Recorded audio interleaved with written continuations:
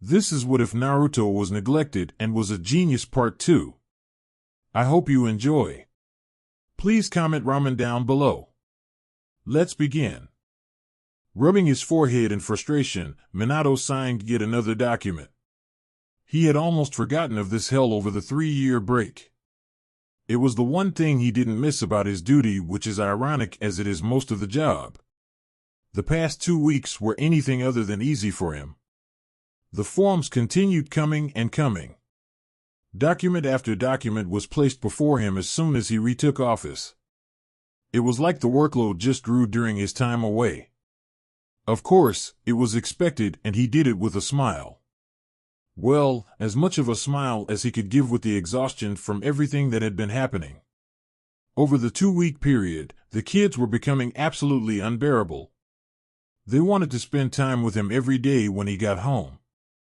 It seemed they became reliant on his presence during their training, so losing that constant connection threw their world for a loop. It pained him to tell them no, but he had no choice. One can only take so much stress before they give. Luckily, he had Kushina back to her normal self after a week of the revealing day. That first week after Naruto's departure, Kushina was far from her usual self. A smile on the woman was near non-existent, and for a while, it seemed like it was gone for good. Mito and Menma noticed the change in their mother as well. A week later, they asked Minato if they were getting a divorce, apparently having the same thought as Naruto. At that point, Minato knew he had to speak with her about the way she was affecting the kids. He sat her down and listened to her rant on and on about how worthless she was as a mother and how she shouldn't have been allowed to have children in the first place. He let her pour all that negativity out to him in private as she cried on his shoulder. When she was finished, he told her of his conversation with Naruto. He explained that Naruto was truly not mad about the whole ordeal. When she couldn't accept that, he explained to her the plan he had of organizing a family vacation in a few months. They'd integrate the blonde back into their everyday routine as often as they could. Doing things like inviting him to dinner, asking him for help with the kids' training, or just spending time with them. Kushina still wasn't back to her true self, but she had started to cheer up a bit more. She began spending more and more time with her friends she had been so out of touch with. A few days after Minato's plan reveal, she felt it necessary to ask them for advice. To do so, she had to open up to them and run the risk of being judged or possibly ostracized. To her surprise, they were very supportive. Of course, disappointed in her, they understood the situation and could tell her regret was real and not just an attempt to save face. That in itself took a huge load off of Minato's shoulders. Now he was sure his wife was speaking with someone about the ordeal and was getting help. It reassured him it would be all right in the long run. Now, all he was doing was awaiting his son's return, which was still stressing him out. He read through the mission parameters and saw that there was more than a small chance they'd run into a few S-rank ninja. Their scheduled ETA was 2 days ago, but underestimating mission completion times was common, even for ANBU commanders. This was the first time he has known of one of his children actually being out on a mission.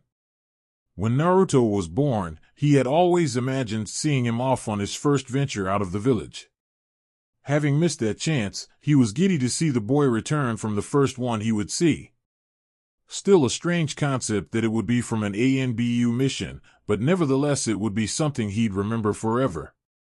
His anxiety only increased as the hours passed by and the day neared its end as the previous one had. He knew not every day was promised, and with ANBU, no matter how strong you are, your chances of making it back are still slim. Watching the footage of their Chunin exams battle is what put his mind at ease. Itachi and Naruto were absolutely amazing. He had never been filled with such pride in his life. Not only seeing his son using his technique, but representing his family name with pride regardless of his mistreatment. He was amazed completely, so much so that he watched it every single day. If that was their strength from just a year ago, he actually feared what they were now, adding to fact their ANBU training. They were possibly nearing the strongest pair in Konoha.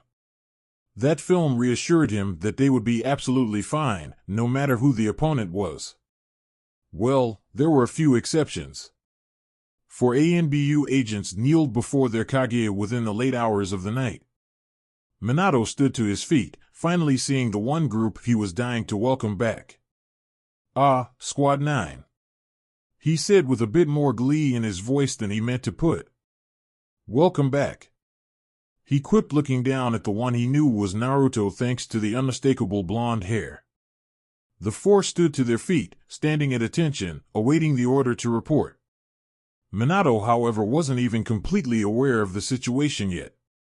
His smiling face was too busy admiring his son in his ANBU uniform. The pride in his eyes was visible for miles. "Wow," he whispered out, a bit louder than he planned. A cough from the commander woke him up. "Hokage-sama, my apologies, but I believe a report is due." Minato shook his head, giving a fatherly appraising nod to his son one last time. "Right, I apologize." "Please, report," he said, sitting back down. Hey-8 began with explaining their few near run-ins with certain S-rank missing ninja heading up to Kusagakure, the events that happened upon their immediate arrival, and the barely significant events that happened while Naruto and Itachi were inside. When he reported all he could, he passed the responsibility on to Itachi and Naruto, who then explained the events that happened during their venture into the temple, including their brief, yet brutal battle against the snake Sanin Orochimaru. At the mention of the snake, Minato sent word to retrieve Jiraiya from wherever he was. The group continued giving their report by explaining the events that happened after delivering the man back to his father and them receiving the payment. Their trip home was apparently a lot scarcer with the S-rank nuke ninja than the trip there. With the report done, Jiraiya was ushered into the room in which Naruto and Itachi were again asked to recount their squabble with the man. It's very uncommon for him to let go such talent. Jiraiya mused as he leaned against the window sill. "Did he say anything else?" he asked the boys. "No, sir, Jiraiya-sama," Itachi replied. "Just that he would be seeing us soon." Jiraiya rubbed his chin and thought. "Could be a threat towards the village," he said at last. "That's the only common ground in which he is sure they will most likely be. In that case, I propose you start looking for him instead," Minato said. "If you are to find him, do not engage until you know of his plan." Jiraiya nodded and leaped out the window to get ready for his venture out of the village once more. "As for you four, you are dismissed," he said as they bowed, giving a simultaneous shout of "hi" before making their exit. Tora.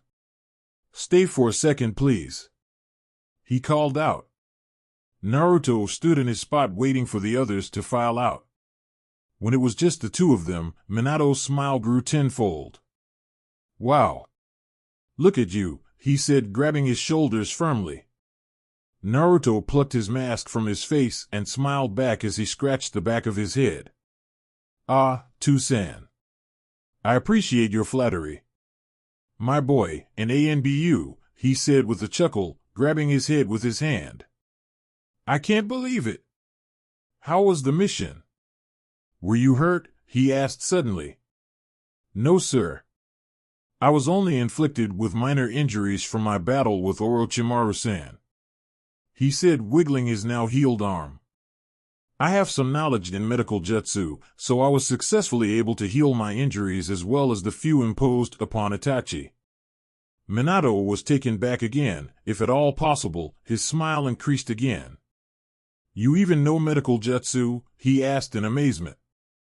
"Gosh, son, you're already more adept at the ninja arts than even me," he complimented. Naruto's bashful smile only increased from the praise his father was giving him. "I am not at your level of expertise yet, Toussaint. I am merely adequate in various subjects. I have yet to master any," he said, knocking himself down a bit. "Oh, you're too humble, son. I mean, you figured out my Horatian. Jiraiya is a seal master and has yet to do that. Minato continued. I guess that is true, but I did so with your teaching. If I am correct, Jiraiya is attempting to reproduce the formula from scratch. He stated once again. Kushina smiled. Oh, Yasuno's actually pretty nice if you get to know her. Indeed. I have only briefly met her, but during that time, she was looking for her son, Shikamaru, with a frying pan in hand. I am sure what happened when she caught him was far from pleasant. He said, smiling.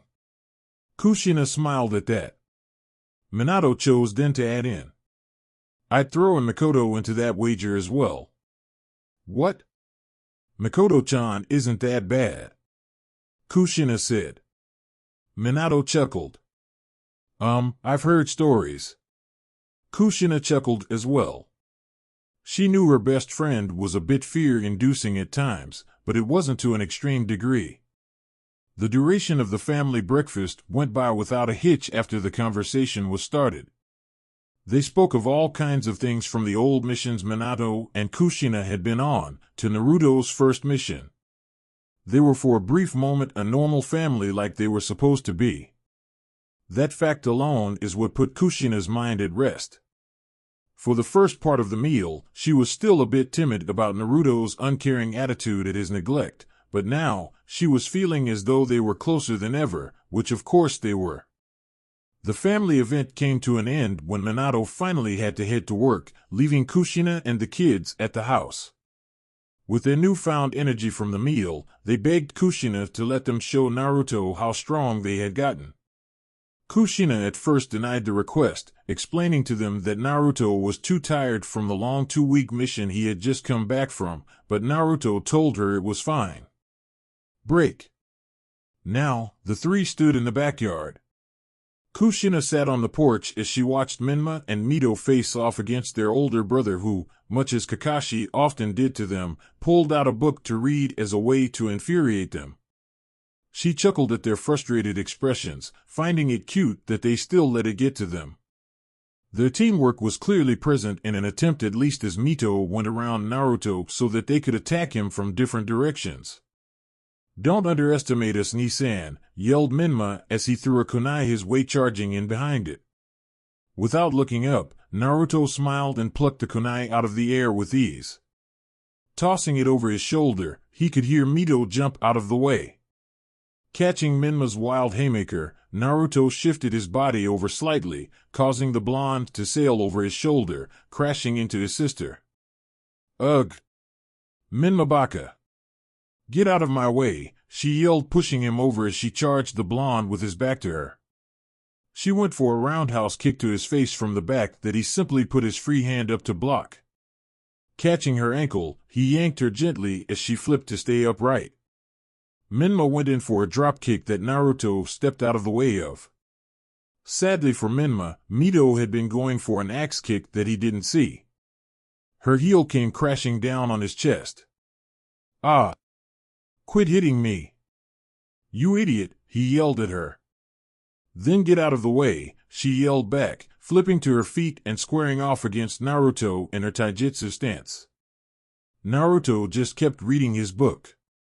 When Mito charged, she pulled a kunai midway to her target. Naruto, still without looking, dodged each of her attacks as he poked at the back of her hand with taps she found to be completely ineffective. That is until her kunai slipped from her hand and she instead tried to punch him in his face. Naruto didn't dodge it. In doing so, she jammed 3 of her fingers. Jumping back, she finally noticed her hand, for some unknown reason, refused to close. Menma came in next with a Rasengan at full blast. Naruto awaited the attack and leaned slightly out of the way, delivering a jab towards Menma's bicep. Instantly, the ball of chakra dispersed and he was sent stumbling forward. As he tried to catch himself, he realized only his left arm would move. His right just wouldn't extend, in fact he couldn't even feel it anymore. He looked over at Mito, who was still cradling her unresponsive hand.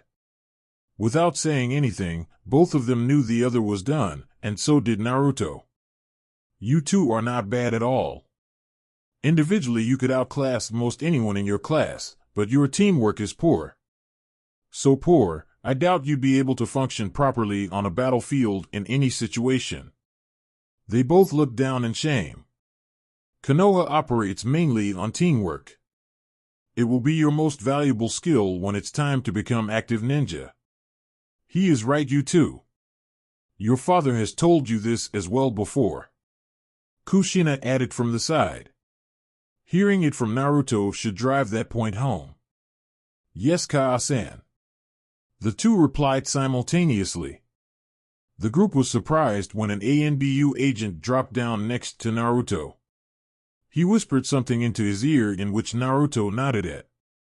When the man shunshined away, Naruto addressed the others. It would seem I have been requested elsewhere, he said as he walked up, grabbing onto Mito's hand and Minma's shoulder. Green chakra encased his hands. When it died out, the two rolled out their respective injuries in amazement, as they could now move them again. Naruto walked back towards the porch to bid his mother a good day. Thank you, Kaa-san, for the amazing breakfast. It was as great as I had remembered it. He embracing her in a hug. Thank you, Naruto. You're always welcome to join us, whenever you want to, she replied as he nodded with a smile. Waving on his way out, he left the compound to whatever it was he was called to, leaving Kushina, Mito, and Minma to continue their training with a new plan. Focus on teamwork. Hours later, the night sky swallowed the remnants of Konoha's daily activity, handing the reins over to the nightlife of bar hopping or late-night dinner dates. It was around this time that Naruto and Itachi were walking out of the ANBU HQ. A whole day spent listening to briefing after briefing, the two were exhausted and hungry. Their feet brought them towards the side of town that held many of the family-friendly restaurants and stands.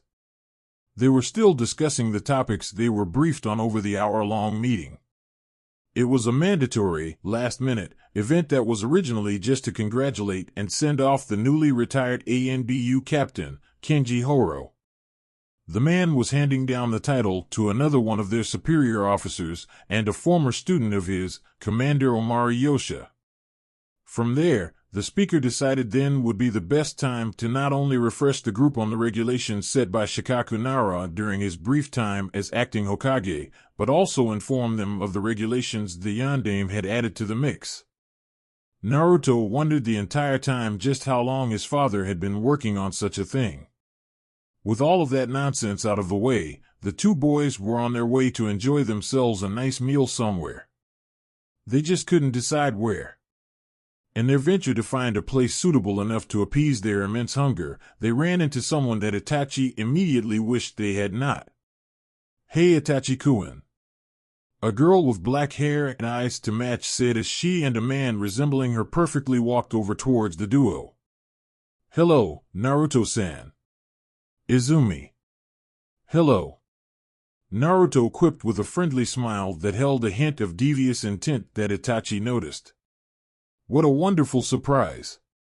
Itachi saw the gleam in the blonde's eyes from the side of his own, but decided not to react, as doing so may actually cause the blonde to do something Itachi didn't want. Hello, Izumi-chan, Komiyu-san. He said, addressing her and her father. Hello to you too as well, Itachi and Naruto. The man said with a smile. What are you two doing out so late? Itachi asked curiously. Izumi looked a little hurt by the question for some reason. Well, it's my birthday and all, so Toussaint was teaching me a new technique. Itachi stiffened, almost unnoticeably at the mention of the girl's birthday. He had completely forgotten about it with the day's chaotic events. Trying to play it with indifference, he simply nodded, hoping no one noticed his subtle reaction. Of course, he knew for a fact one person did without a doubt. Well, Naruto said, breaking the awkward silence that settled following Itachi's silent reply. I wish you a happy birthday. I must apologize, as I had almost completely forgotten about the joyous occasion this morning as we were heading to our meeting. Almost of course, as Itachi was there to bug me about it the whole way through. He said, covering for his friend flawlessly. Itachi mentally thanked his friend for being so aware and helpful. He watched as Izumi's eyes lit up in happiness as her father laughed. He had no words as he simply smiled and accepted the story Naruto had made for his cover-up. Komiu-sama, may I ask of you the honor of having your daughter join us for dinner tonight, as a way of both making it up to Izumi and repaying Itachi for reminding me? Naruto asked with his ever-present intellectual speech pattern. Komiu looked at Izumi's pleading eyes and then at the faces of the two boys. Well, if it were anyone else, I'd say no. But, with Itachi and the son of the yondaime, I am sure she is in good hands. He said with a nod. You kids have fun. With that said, he walked off, leaving the three kids standing in the street, two of them in embarrassment and the other in wonder. Break. They all sat in a booth at the Akimichi Bar and Grill. Naruto sat on one side as Izumi and Itachi sat on the other, trying their hardest to avoid each other's eye contact. Naruto was once again stuck in the book Itachi had bought for him, and Itachi was at that moment cursing the book for capturing the blonde's attention so intently.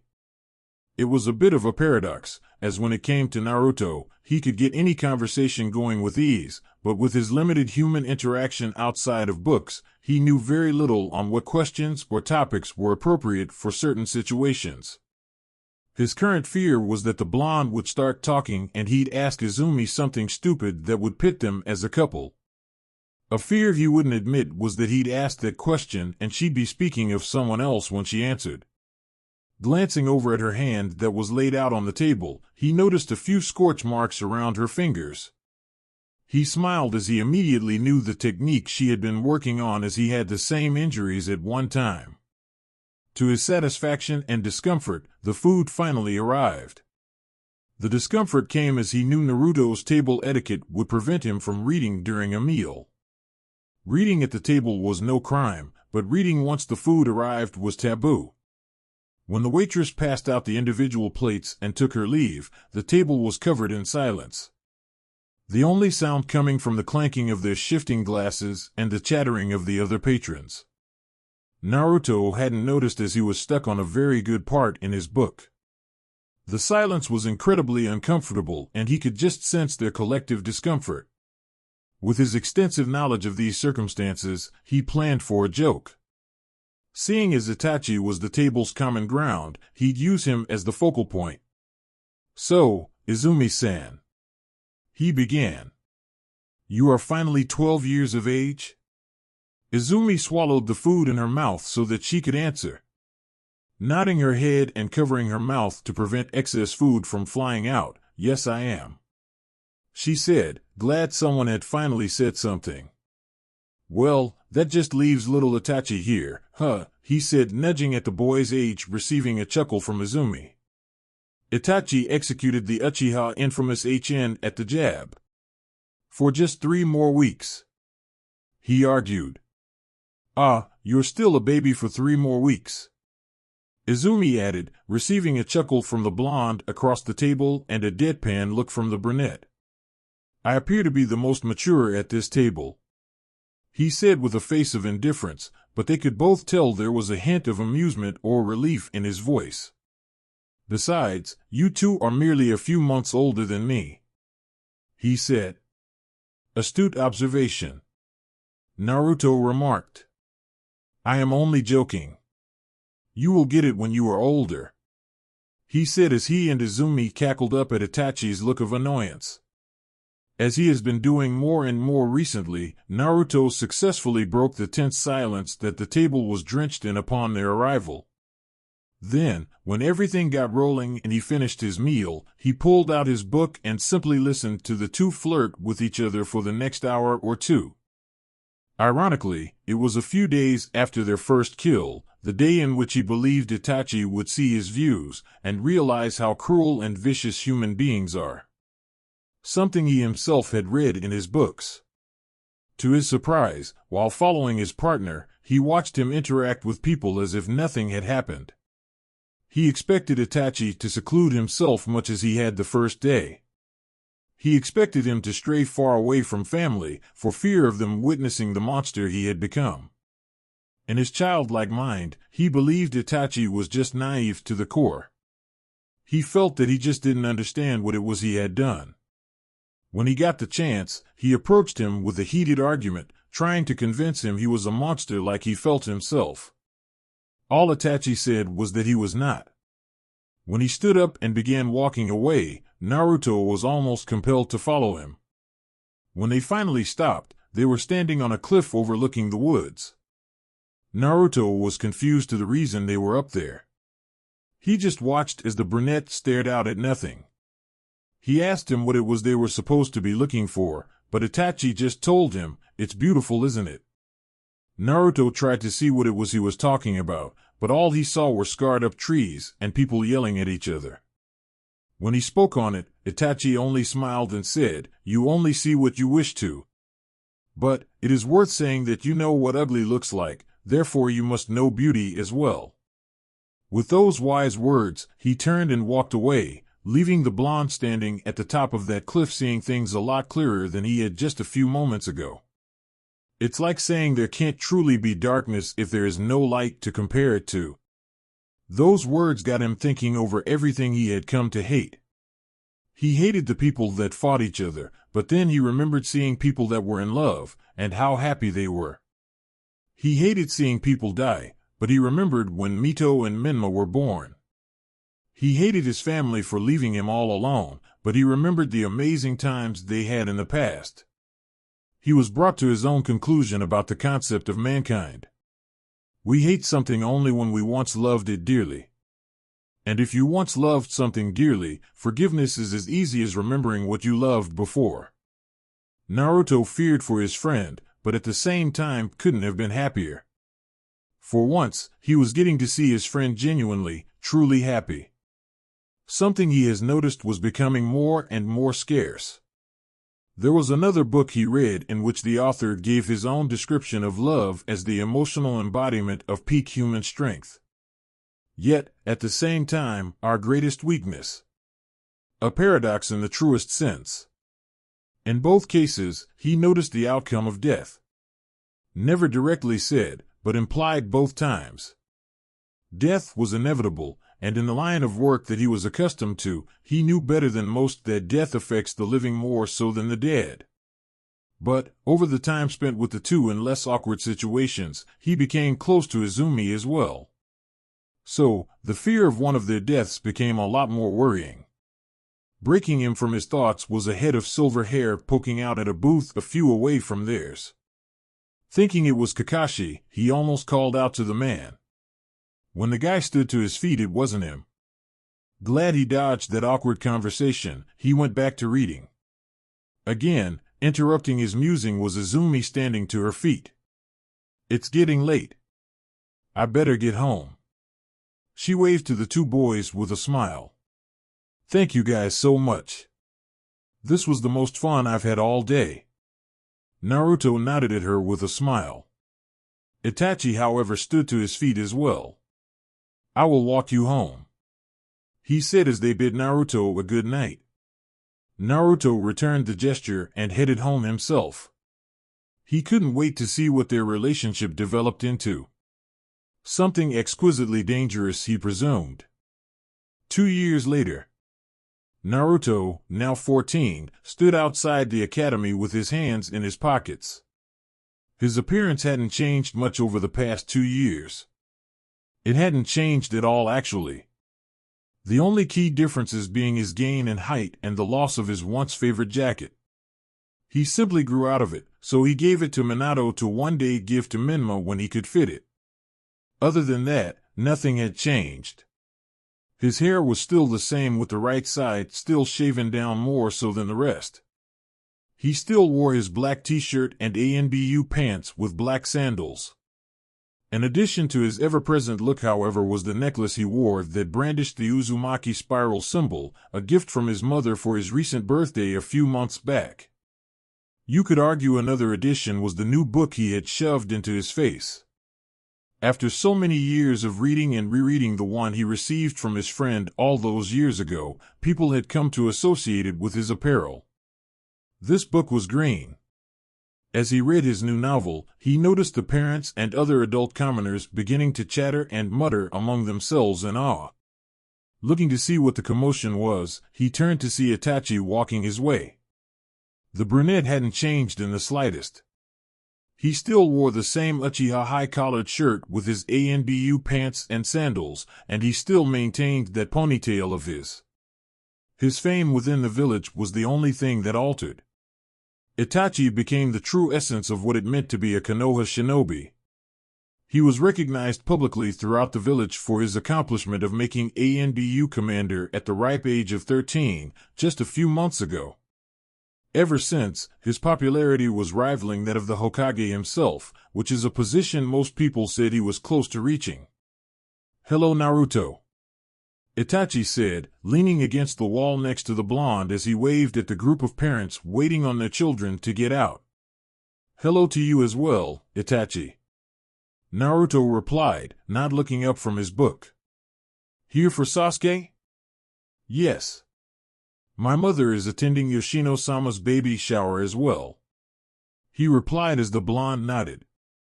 That was the reason he was going to be taking Mito and Menma for the remainder of the day. "What do you have planned for them?" Itachi asked. Naruto looked up and thought. "I am unsure. I imagined a bit of training and possibly something to eat a little later. Would you mind us joining? Izumi and I are watching over Sasuke for the day as well." Naruto nodded. "Of course. I must confess, I was not too interested in trying to entertain Mito and Menma all day anyways. Not alone, that is." Itachi chuckled at that, understanding completely. With a resonating slam, the doors of the academy swung open. Kid after kid funneled out to their waiting parents or began their journey home with their friends. All of course pausing at the spectacle that was Itachi Uchiha. Eventually, the class holding all of the clan children was finally released. Sasuke was one of the first kids out. After greeting Naruto, Itachi said they were going to go on ahead and pick up Izumi and that they'd meet up later. And there, Naruto waited with his book in hand, unaware of the leering eyes upon his form. Eventually Mito and Menma came out and immediately began explaining their day down to the minor details. Naruto just listened in false interest all the way back to the Namake's compound. When they arrived, Naruto began their training by having them do their normal warm-up routine while he read his book. When they finished, he instructed them to work on their chakra control by performing the tree climbing exercise as they balanced a leaf on their forehead simultaneously. They were of course disappointed as they were hoping for something a bit more deadly. Or at least new. To get them to work twice as hard, he told them if they worked hard enough, he would show them a technique so amazing that it could beat anyone within seconds. He was of course blowing smoke, but they didn't have to know that. It did have the desired effect of further motivating them, as they pushed themselves twice as hard as they would have. When all that was said and done, they were finally joined by Itachi, Izumi, and Sasuke. "Okay guys," Naruto said, dropping off of the tree he was resting in. "I think that's about enough training." "What?" Menma yelled, still out of breath. "What about our super amazing technique?" Naruto looked at Itachi in amusement. "Oh yeah, that. Well, that is for another day. You guys are too tired now. Besides, we're gonna go eat." "What's the technique?" Sasuke asked Itachi in a low whisper. Itachi just chuckled, never giving a formal answer. "Naruto and are you gonna take us to the party?" Mito asked. Naruto just looked at her in questioning. "It's Ino's birthday, they're having it at the Akimichi Grill House," she informed him. "No. I don't want to go to that," Menma protested. "It's nothing but a bunch of stupid girls." "You're stupid," Mito yelled back, kicking off a fresh back-and-forth verbal fight between the two that the others ignored. Naruto sighed and looked over to Sasuke to break the tie. "What do you think, Sasuke? Would you like to go to the party, or would you rather us go elsewhere to eat?" Sasuke, at first, was going to say no, but the look Mito gave him told him she'd be heartbroken if he did. He didn't care for her much, but he'd rather not make a girl cry. "I guess it wouldn't hurt. Maybe we will see some of our friends there too," he said, directing that last sentence at Menma, who crossed his arms in defeat. And from there, the group headed out to the Akimichi Grill house. Break. The happy birthday song just ended when the group finally made it. Cake was being served, and they saw everyone else had probably already eaten. "Well," Naruto said, "we could just get a table and order then." "But, Nisan," Mito said, looking up at him, "I want cake. You have not eaten yet, Imuto. It would be unwise to Oh, come on, Naruto," Itachi said, "just let them eat cake for dinner." Naruto looked down at Mito's pleading eyes and at Menma, who, despite trying to stay mad, was looking over at the huge cake in hunger. "I suppose it would not be so bad," he said, sending them off. The three ran into the party section, in which one of the moms helping handed them a party hat and a plate so that they could get their slice. Naruto and the Uchiha couple found a seat towards the back of the restaurant. Naruto sat with his back to the wall as to keep an eye on his two siblings. Hard to do with the book now shoved into his face. Itachi and Izumi were having their own conversation over something he had no interest or knowledge in, so he just continued reading. Every now and then, he'd glance up to make sure everything was still okay. A few times, he had thought he saw Kakashi again, but couldn't get a good enough look. The night's events went on as they usually did, with Naruto joining in the conversation as they ate their food and then seamlessly melding into his book, leaving the two once again to talk of their own things in virtual privacy. A few minutes went by and Naruto peeked over to the party again, wondering when it was going to be over. He had assumed it would be over rather quickly upon their tardy arrival, but they were still going at it. Sticking his nose back into his book, he continued reading until he finally heard the sound of child footsteps jogging towards their table. Looking up, he was greeted to the sight of Mito and another girl jogging up to the table, with the Hyuga heiress being dragged along as well. "Naruto and I," Mito yelled as she and the other two girls stood at their table. Itachi and Izumi stopped their conversation to watch the spectacle. "I want you to meet my friends," she said happily as Naruto raised an eyebrow. "I always tell you to meet them, but you're always too busy," she said, mimicking his voice to the best of her ability. Naruto closed his book with an amused expression. "Well, okay then," he said, sitting straighter in his seat. The pink-haired girl was the first to respond. "I'm Sakura Haruno," she said, extending her hand to the blonde. "It's nice to meet you. I hope you're better than that Baka Minma," she said with a grimace. Naruto smiled at the girl. "It is lovely to meet you, Sakura-san. I am Naruto," he said, disregarding her remark about his brother, chalking it up to her possibly being one of Minma's pranking victims. With that said, the group sat in silence until Mito finally lost her patience. "Ugh. Come on, Hinata. He won't bite," she said. Hinata slowly crept out from behind the red head. I am Hinata. Hyuga," she said, saying her last name so low it was almost inaudible. Naruto extended his hand to her as well, which she took timidly. "It is an honor to meet you, Hinata-san," Naruto said with a reassuring smile that made her face heat up. "There," said Mito with a smile. "Now you know all my friends. Except for Ino. She went to the bathroom," she said, craning her head around the room, trying to spot the blonde. When she did, she quickly flagged her down. "Ino." Over here. The whole group looked her way for a brief second before Mito began talking again. Ino's heart was racing sporadically as she made her way over to the table, much more Hinata-like than she was comfortable with. On her way, she quickly ripped the birthday hat off of her head, throwing it onto some nearby table as she fixed her hair.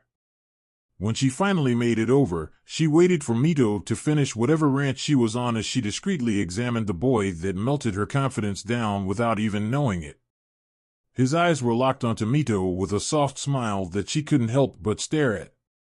And this, Mito began, breaking her from her daze, is Ino, aka the birthday girl.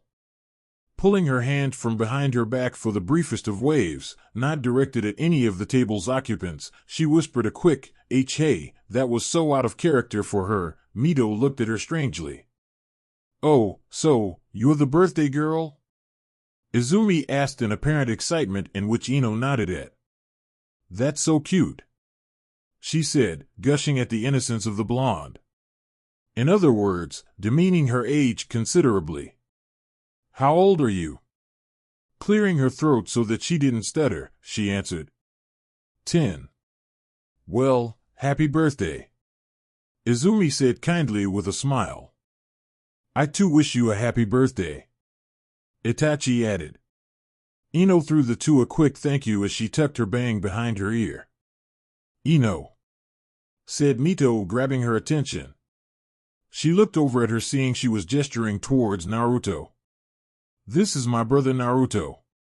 Naruto was already reaching forward to shake the girl's hand. "It is very nice to." His statement stopped there as his nearly empty cup of water was now running down his leg, having been knocked down by the very shaky-handed girl. "Oh no," Ino said in worry. "I am so sorry." Luckily the cup wasn't full, so there wasn't much of it. Naruto simply waved her off. "It is quite all right. It was only a bit of water. No harm done," he said, extending his hand again. Ino reached a lot more gently this time as to not embarrass herself further. "I wish you a very happy birthday, Ino-san. If I am not mistaken, it would seem your father is preparing to leave," he said, giving her an escape. She looked over to see him paying the bill. Quickly she bid the group bye as a whole and ran for him. Mito just raised her eyebrow at the strange occurrence. She had never seen the blonde act like that. "Huh, weird," she whispered to herself. 3 years later. Perched in a tree, an ANBU member looked into the window of a secluded house.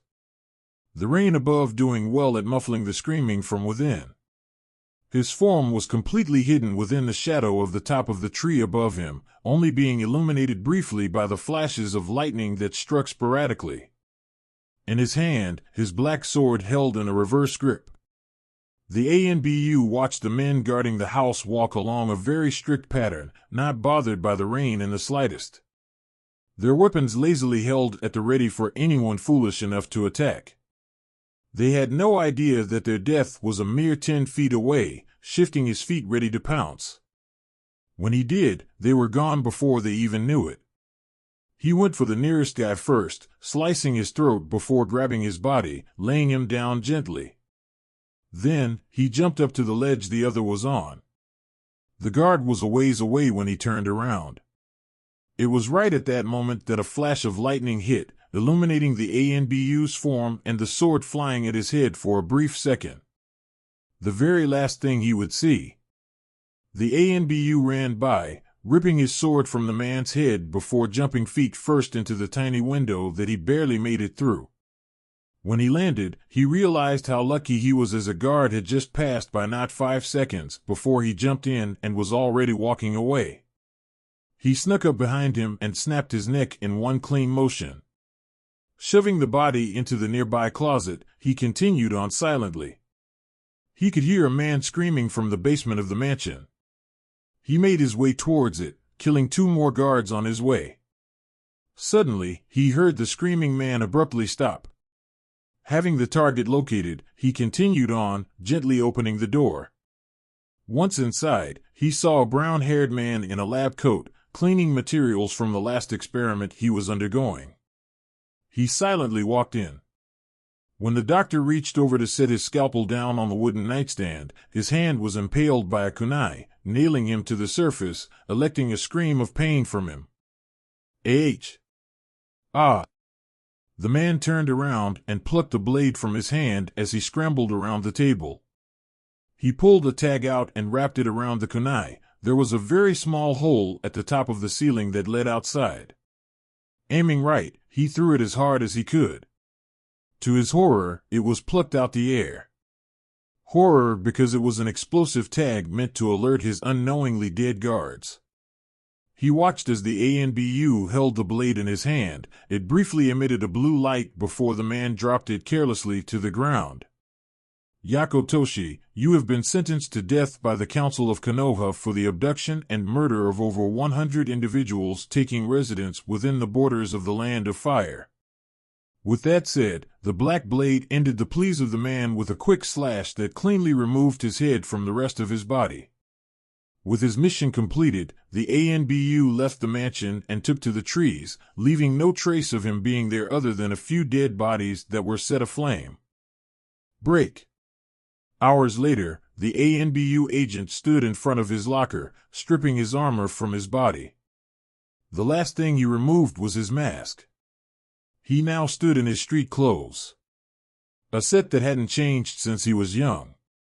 Black t-shirt, black pants, and black sandals with his necklace dangling in the middle of his chest. Exhaustion in his eyes and a sore body to go along with it, he shut his locker. Walking out of the locker room, the 17-year-old trudged through the gray halls down until he reached the head commander's quarters where he was told to go when he returned. Wordlessly, he knocked on the door awaiting the command to enter. When the voice called out to him, he opened the door and slowly walked in. He took a seat in the chair opposite the man across the desk. A bald man with cold black eyes, Captain Yosha, pierced into his own blues with a false bravado that made a fair attempt at masking his sympathy. Namikaze. He began, stopping as he lost the words he was prepared to say, losing himself in the cold seas in the teen's eyes. How are you doing? He asked suddenly. The blonde had absolutely no movement, not a single blink. I am well, Captain Yosha. He replied with slight fluctuations in his tone. His lack of physical expression making it a much creepier response than it was meant to be. How are you? The captain looked at him in curiosity, not even attempting to hide the fact that he didn't believe him. I'm fine. Naruto, the reason you are here today is because a few of your comrades have expressed their worry when working with you.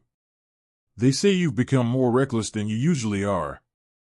Naruto held his motionless visage. What a strange grievance. He remarked. Well, until you have seen Inoichi-san for evaluation, I am afraid I must place you on leave. Captain Yosha said, noticing the very slight reaction of the blonde's jaw clenching up. Once you are cleared in your evaluation, you may return to service. Please turn in your mask. He finished as he began filling out documents, accenting the fact that the conversation was not up for debate. Naruto stared at the wall and thought for a few more seconds. Standing up, he pulled his mask from his back pouch and set it down onto his desk. I bid you a good day, Captain Yosha. He said as he turned to leave, receiving only a grunt of confirmation. Break. Walking through the street, he looked up into the shower of the rain above him, shutting his eyes to protect them from the falling droplets. Hands in his pockets and no destination in mind, he strolled along in silence. Nothing to distract himself. It was another day of feeling absolutely exhausted. Feeling undeniably drained, yet being unable to keep himself from doing something, anything that could cloud his mind. The past 3 years were the most eventful years of his life. It was expected, however, as his family was very unique. Mito and Menma becoming genin last year seemed to be where it started. They were thrown on a team with Sasuke, of course, and were handed over to Kakashi. Their rookie class became renowned among the village just a few months ago due to their performance within the Chunin exams. The event went off without a hitch and came down, surprisingly, to some extremely great matches during the semifinals. Eventually, his brother claimed victory over the entire competition. Aside from that, the kids always seemed to find themselves in some very interesting altercations. From fending off a rank ninja to saving important individuals, the list went on and on. Life went on and on, no matter what happened, it went on and on. Through the years, Naruto has known many emotions and has experienced them himself. He's felt fear, anger, joy, content, happiness, but the one thing he lacked to a very extreme degree was love. It had been absent within his heart as he watched those around him become ensnared in it. Seeing Itachi and Izumi moving in together, watching as his younger brother slowly fell in love with the pink-haired girl he had met all those years ago. Even the budding romance of Sasuke and Mito. To Naruto, it seemed as though love was all around, yet out of his reach. For he was always around people that overshadowed him. Whether it be Itachi, Minma, or even his father who seemed to just refuse to age. He had come to terms with it a long time ago. He was jealous, not of their significant others specifically, but of the admiration they received. He was just as accomplished as anyone, yet he wasn't seen, wasn't heard, he wasn't even really noticed. It was just like before. His life was on a constant cycle of never being someone's main priority or focus. It was a selfish desire he had a few years back, when there weren't any other problems to focus on. That was something he found strange. Why is it that certain things become problems due to a simple lack of conflict? When he was in his pessimistic state of mind, his problems were a lot deeper than a simple lack of affection. But, as soon as he made peace with that part of himself, small things became the things he obsessed on. It's almost as if we, as human beings, thrive on struggle more so than anything. It was a possible theory that would explain most of what we do. We search for love, because love ultimately and eventually incites conflict in some way. We go to war in hopes of being alive long enough to tell our story. All for the sake of proving our own worth by making it through more traumatizing experiences than any other. As if that would somehow make you a better person than whoever it is you try and talk down on. A crazy theory he had, of course, but it was something that was definitely a possibility. Regardless, he craved that level of human interaction more so than anything. He wanted to be important to someone in some way. He wanted the villagers to admire him the way they did Itachi. He made it to ANBU at 11 years old too, so where was his congratulations? He wanted to be respected like Minma, they shared the same last name. The same resemblance to the man they associated him with. Why wasn't he treated like a celebrity? Was he wrong for feeling that way? If you had asked him a few months ago, the answer would have been a resounding yes. It was completely wrong to be so selfish. The optimistic views instilled in him by his friend contorted his mind into some kind of newfound naivety that he doubted he ever had to begin with. Itachi's words to him that day were misinterpreted.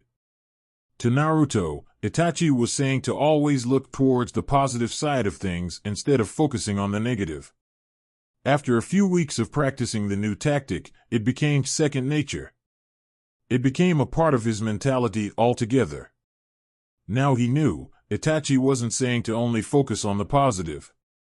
He was saying to look towards the positive while being aware of the negative.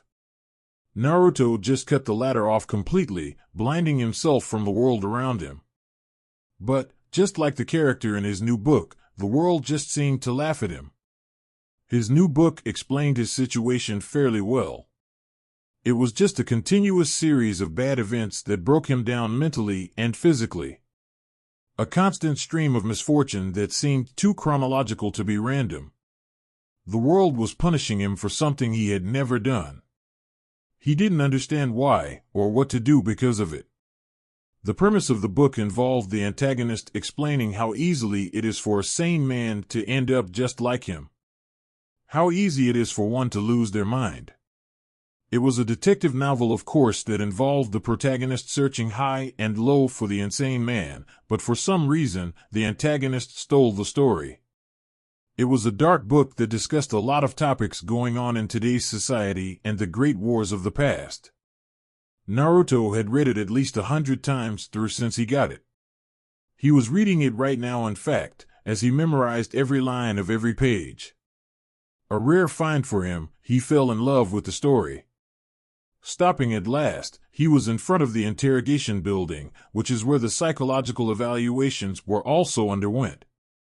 He trudged into the building, not worried about the wet state of his clothes, as he noticed the ground was wet regardless. He walked through the building until he reached the office of the head psychiatric doctor, Inoichi Yamanaka. He knocked on the door. Hearing the muffled enter from inside, he opened the door. Inoichi was finishing paperwork until he glanced up quickly to see the blonde. "Ah, Naruto," he said, finishing the document. Naruto took a seat in the chair in front of his desk. Just as he had earlier that morning, he waited patiently, motionlessly. When Inoichi finally set his paperwork aside, he sat up straighter in his seat with his fingers interlocked on the desk in front of him. "I was not expecting to see you so soon." "Hello, Inoichi-san." Naruto greeted the man. Still that false fluctuation riddling his voice that just did not go well with the frozen look he displayed. Inoichi intently examined the boy, trying to see some physical indicators that would possibly interfere with the examination. He didn't have to look far, as his eyes said it all. It looked as if he hadn't slept in days. Trying to see if maybe the boy just wanted to speak of something else before he sent him on his way, Inoichi began. "So, what can I help you with?" "I was told to receive an evaluation from yourself, Inoichi-san. A few of my coworkers fear I am unfit to serve," he explained. Inoichi just watched him attentively. His eyes traveled his form, noting all of the small signs that just screamed that the kid was not right. Nodding his head slowly, Inoichi pulled his documents back to the center of his desk. "Well, I am very sorry to say, but I cannot give you a proper evaluation. You are too tired for it to be an accurate assumption. What do you say you come back next week, and we'll do it then?" "I am fine, Inoichi-san," Naruto said in hopes of changing his mind. Inoichi nodded as he went back to signing documents. "I am sure. We'll find out next week." Days later, he laid in his bedroom, staring at his ceiling from the surface of his bed. The last few days melded together, becoming essentially the same day.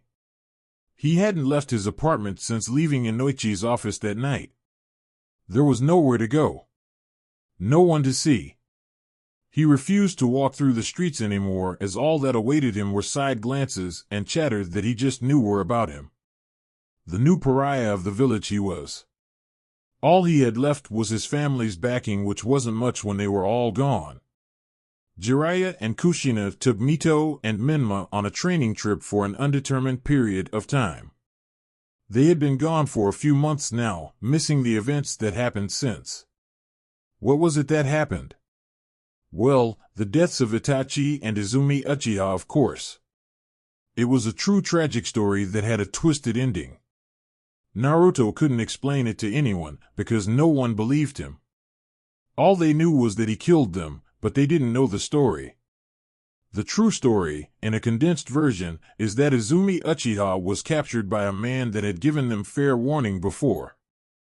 Orochimaru captured the girl while she was out on a mission with her team. When the others returned with the news, Naruto was out on a mission of his own. By the time he got back, Itachi had already gone out to look for her, abandoning his status as a Konoha ninja to do so. Naruto pleaded with his father to go and assist him, which Minato reluctantly agreed. Naruto tracked his best friend to a somewhat hidden base along the outskirts of Kusa. When he showed up, Itachi was sitting in the middle of the floor in what seemed to be an arena of sorts. Naruto called out to him, but he didn't respond. Instantly, he knew something was happening. Itachi turned on him and attacked him out of the blue. He wouldn't explain why, he just began attacking.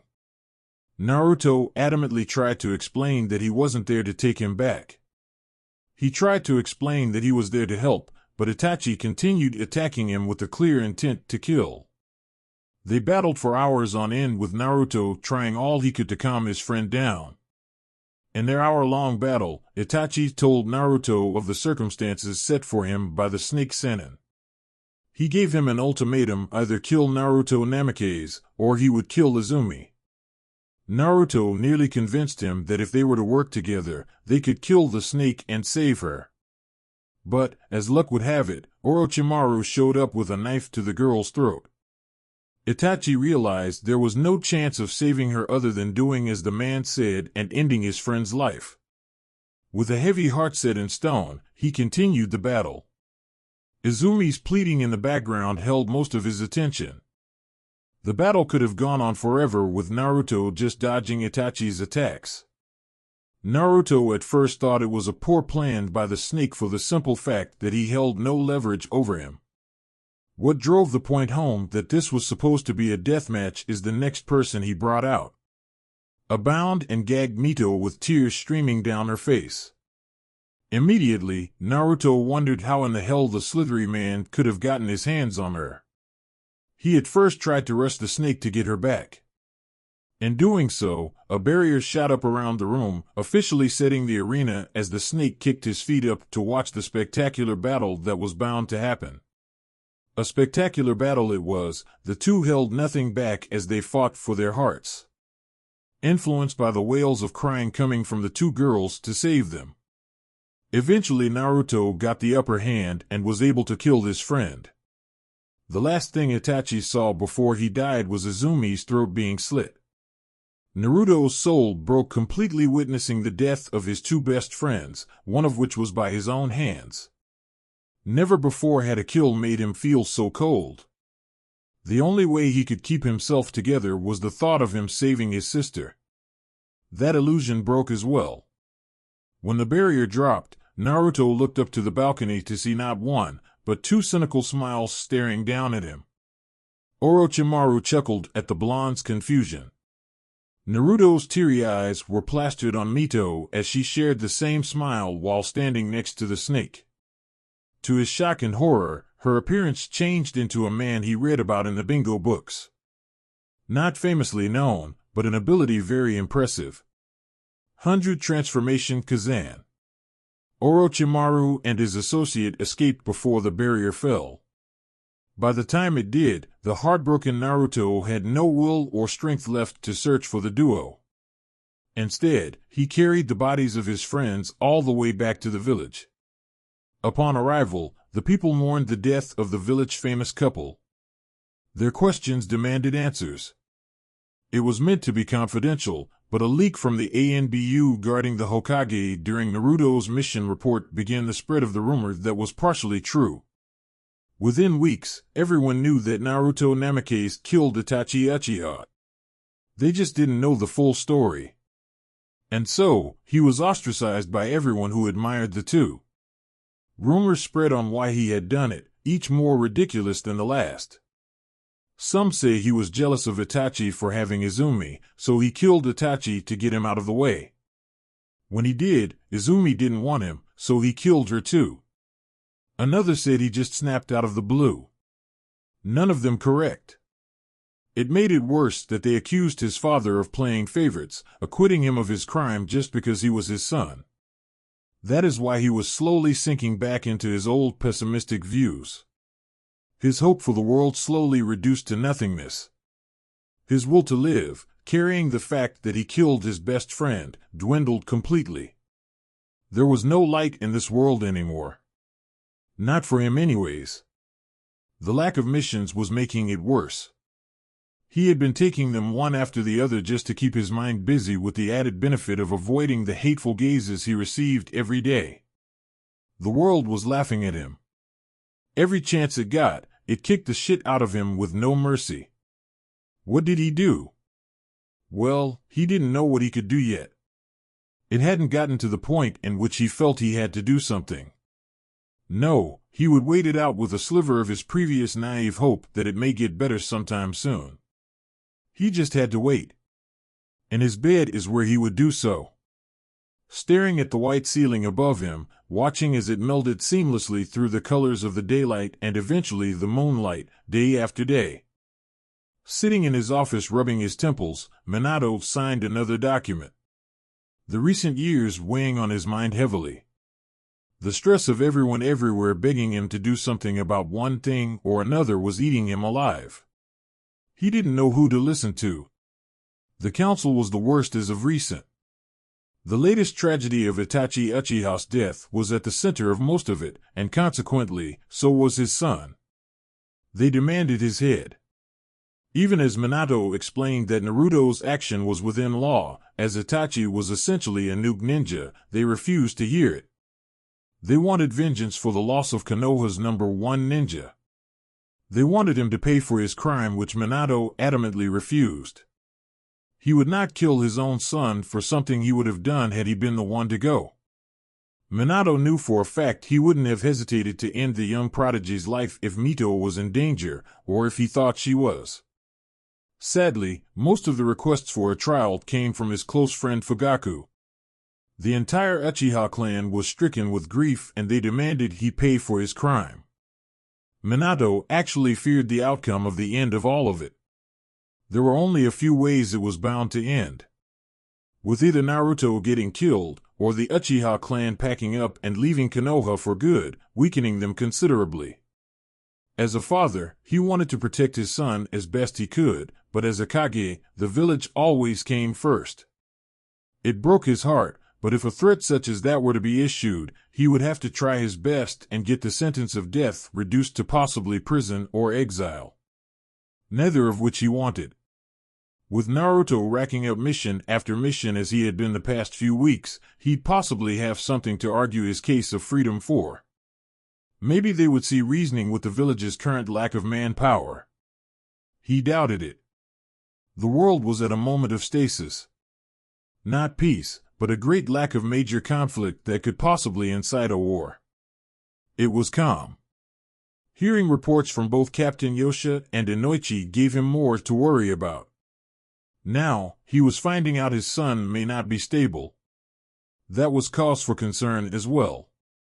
For a man as skilled as Naruto, being unstable could mean another Orochimaru case. A madman running loose among the elemental nations.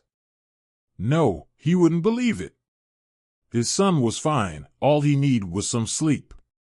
As he thought that, a ball flew in through the window, emitting a purple gas that left the ANBU in the room falling from their spots. Minato jumped to his feet with his kunai in hand, staring at the figure that jumped through the window. He had a hood covering his face as he charged the blonde Hokage. They engaged in a brief taijutsu match before another squad of ANBU burst through the door. The hooded figure kicked Minato away, gaining some distance before charging towards the window. He threw an explosive tag at the roof above before jumping out. When he did, he peeked back inside at the blonde Hokage, who was surprised by the face beneath the cloak. It was his own son. Unfortunately, the ANBU within the room saw as well and gave the order to others that Naruto Namikaze has attacked the Hokage.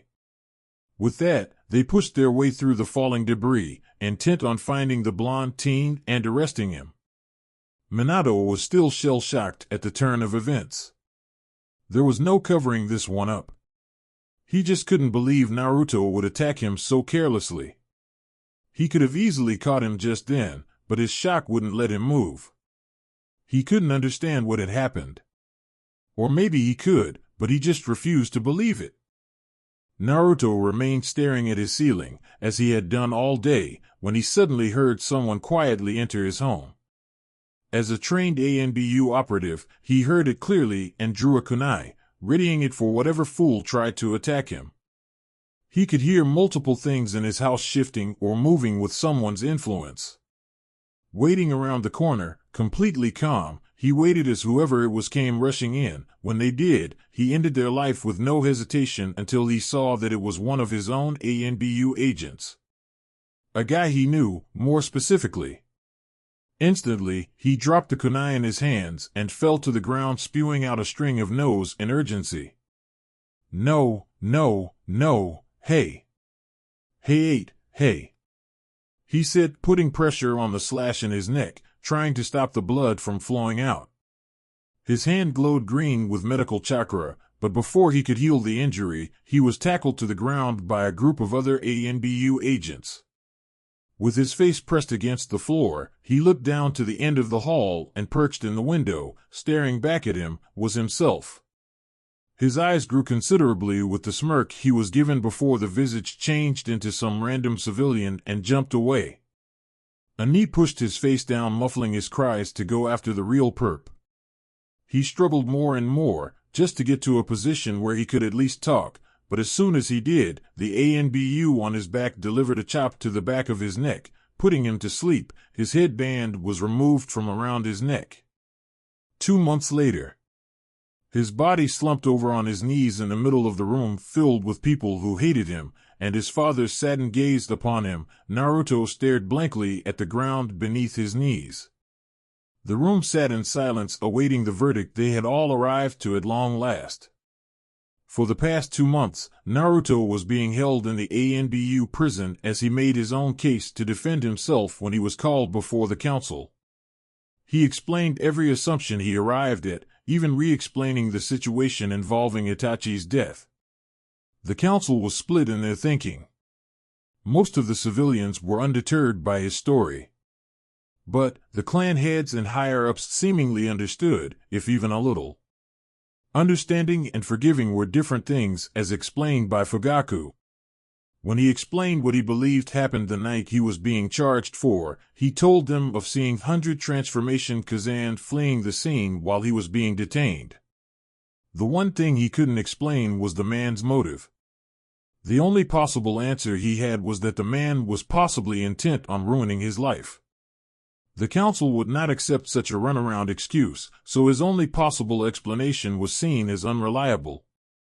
Now, they just waited for the inevitable sentencing. Minato stood to his feet, no attempt at masking the pain of his duty. Naruto Namikaze, for the crime of attempted murder against your Kage, and the murder of a fellow Konoha shinobi, you have been sentenced to life in prison. His voice grew softer and softer as he spoke. Even when all was said and done, the room remained completely silent. I am so sorry, son. The only sound now was the clanking of Naruto's shackles as he was being hauled off by 2 of the ANBU guards. This time, to the real prison. 1 month later. 1 month, one hellish month that fell into a new cycle that was far less than favorable. It couldn't have been helped, however, as the prison was run by his biggest fans, the Uchiha clan. With the testament of what happened the day of Itachi's death directly to Fugaku's face, he had hoped it would be enough to at least make peace, but the past few weeks told him otherwise. His first night there was the loneliest he had ever been. He wasn't placed with the other prisoners immediately. Instead, he was taken to one of the abandoned divisions in the lower levels. It was there that the guards felt he needed to be taught a lesson. Sure, he could have fought back and probably killed them, but he figured there was no point. It would do him no good anyways. They beat him severely for the first few days, taking turns venting their frustrations out and getting revenge for their fallen clan prodigy. His daily torture was only accented by the lack of proper treatment and bare essentials.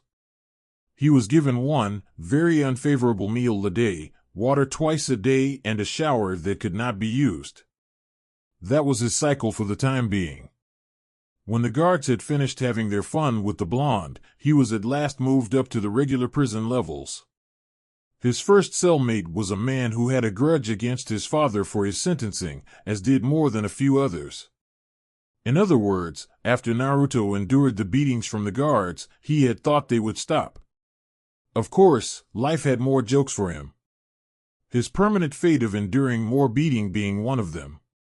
They had their fun with him whenever they felt as though they wanted to hit something, and when staring at a wall was your main activity, you always wanted to hit something. The guards always turned a blind eye to the events, whether they be in the courtyard, the cafeteria, or the hallway. They would always stand aside and watch until his attacker got tired before bringing back order. For those who really hated him, they gave the prisoners the lower floor for the purpose of having fun for as long as they wished. It was down there that they attempted to kill him. It was down there that Naruto Namake's finally lost it.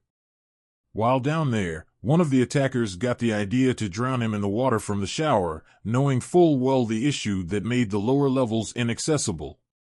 There was a reason the lower levels were no longer used. They ran on the same pipelines that were used by the old lab of the Snake Sennin.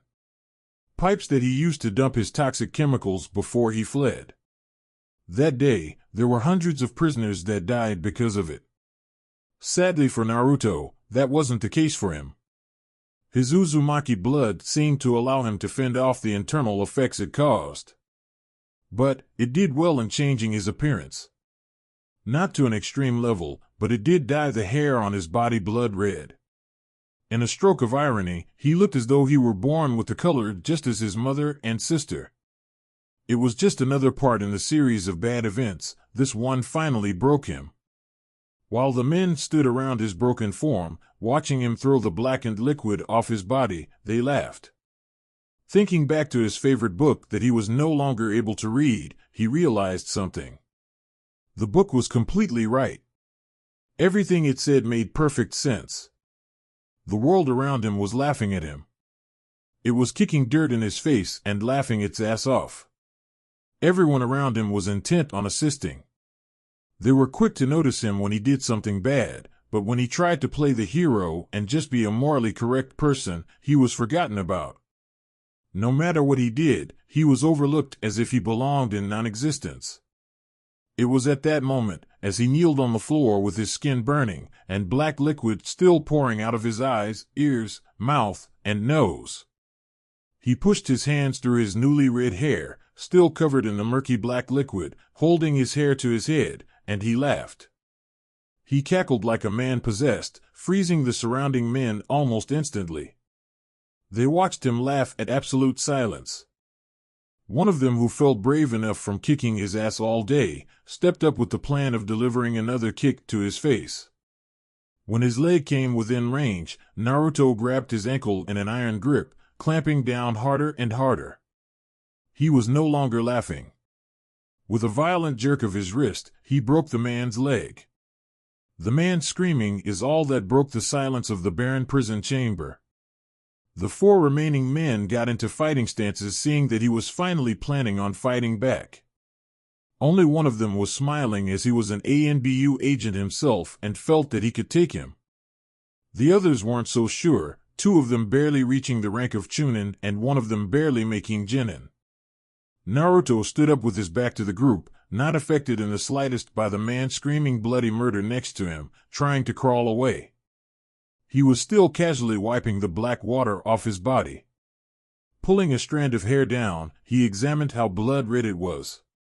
Huh! He admired. That is uncanny, ha-ha-ha-ha, he said with a gassed-out chuckle that did little to settle their nerves. The former ANBU commander was tired of the anticipation. Now was his best chance to attack. He leaped forward, intent on delivering a kick to his back. Naruto sidestepped the attack and grabbed the off-balanced man in a choke hold.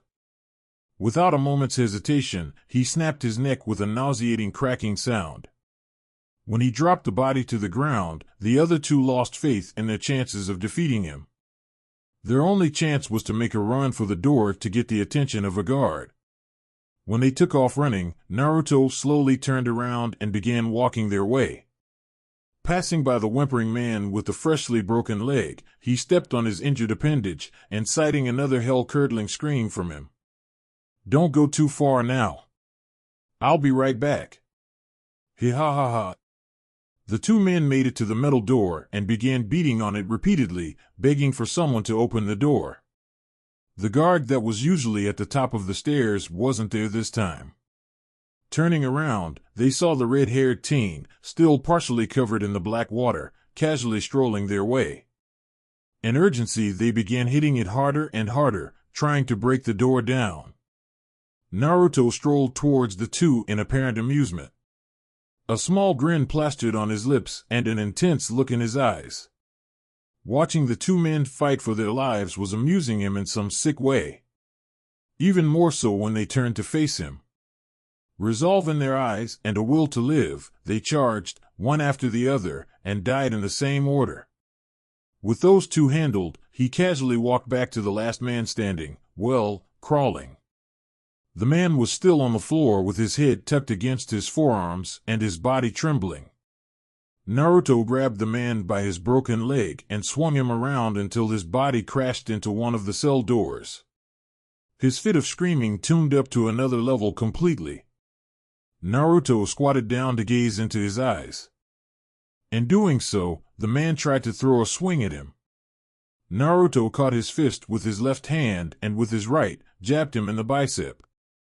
When that appendage dropped lifeless, the man pulled the shank he was hiding up his left sleeve and slashed at him. Naruto easily disarmed him, disabling that arm as well. The man regretted his actions almost immediately as he watched the blonde twirl it in his hands, examining its quality. "Huh, you brought me a toy," he said, taking the blade in his hand. When he suddenly stopped, the man looked him in the eye with more fear than he was expecting. Naruto's visage became softer, almost sincere. "What's wrong? You were laughing at me just a moment ago," he said. "You don't look good with a frown, let me fix that." Ha ha ha ha. Grabbing the man by his hair, he stuck the blade in his mouth and gave him a partial Glasgow smile. "There, now even in your grave, you'll be smiling." With that, he slit his throat and watched the blood pour out in a steady stream. Then, he sat there in the middle of his heinous crime and waited patiently for the guards to return to 5 dead prisoners and a new man, laughing at the ironic turn of events. Marking this day as the day he finally lost his mind, and lost himself. The day he simply laughed back. There was no longer a Naruto Namikaze. That boy was gone. Now, all that remained was no one. 1 year later. On the 3rd floor of the Konoha maximum security prison, 3 men struggled down the hall passing cage after cage of men who earned a rightful place within the establishment. One a skinny brown-haired man dressed in his orange jumpsuit, the other 2 Uchiha guards pushing him along, struggling the whole way.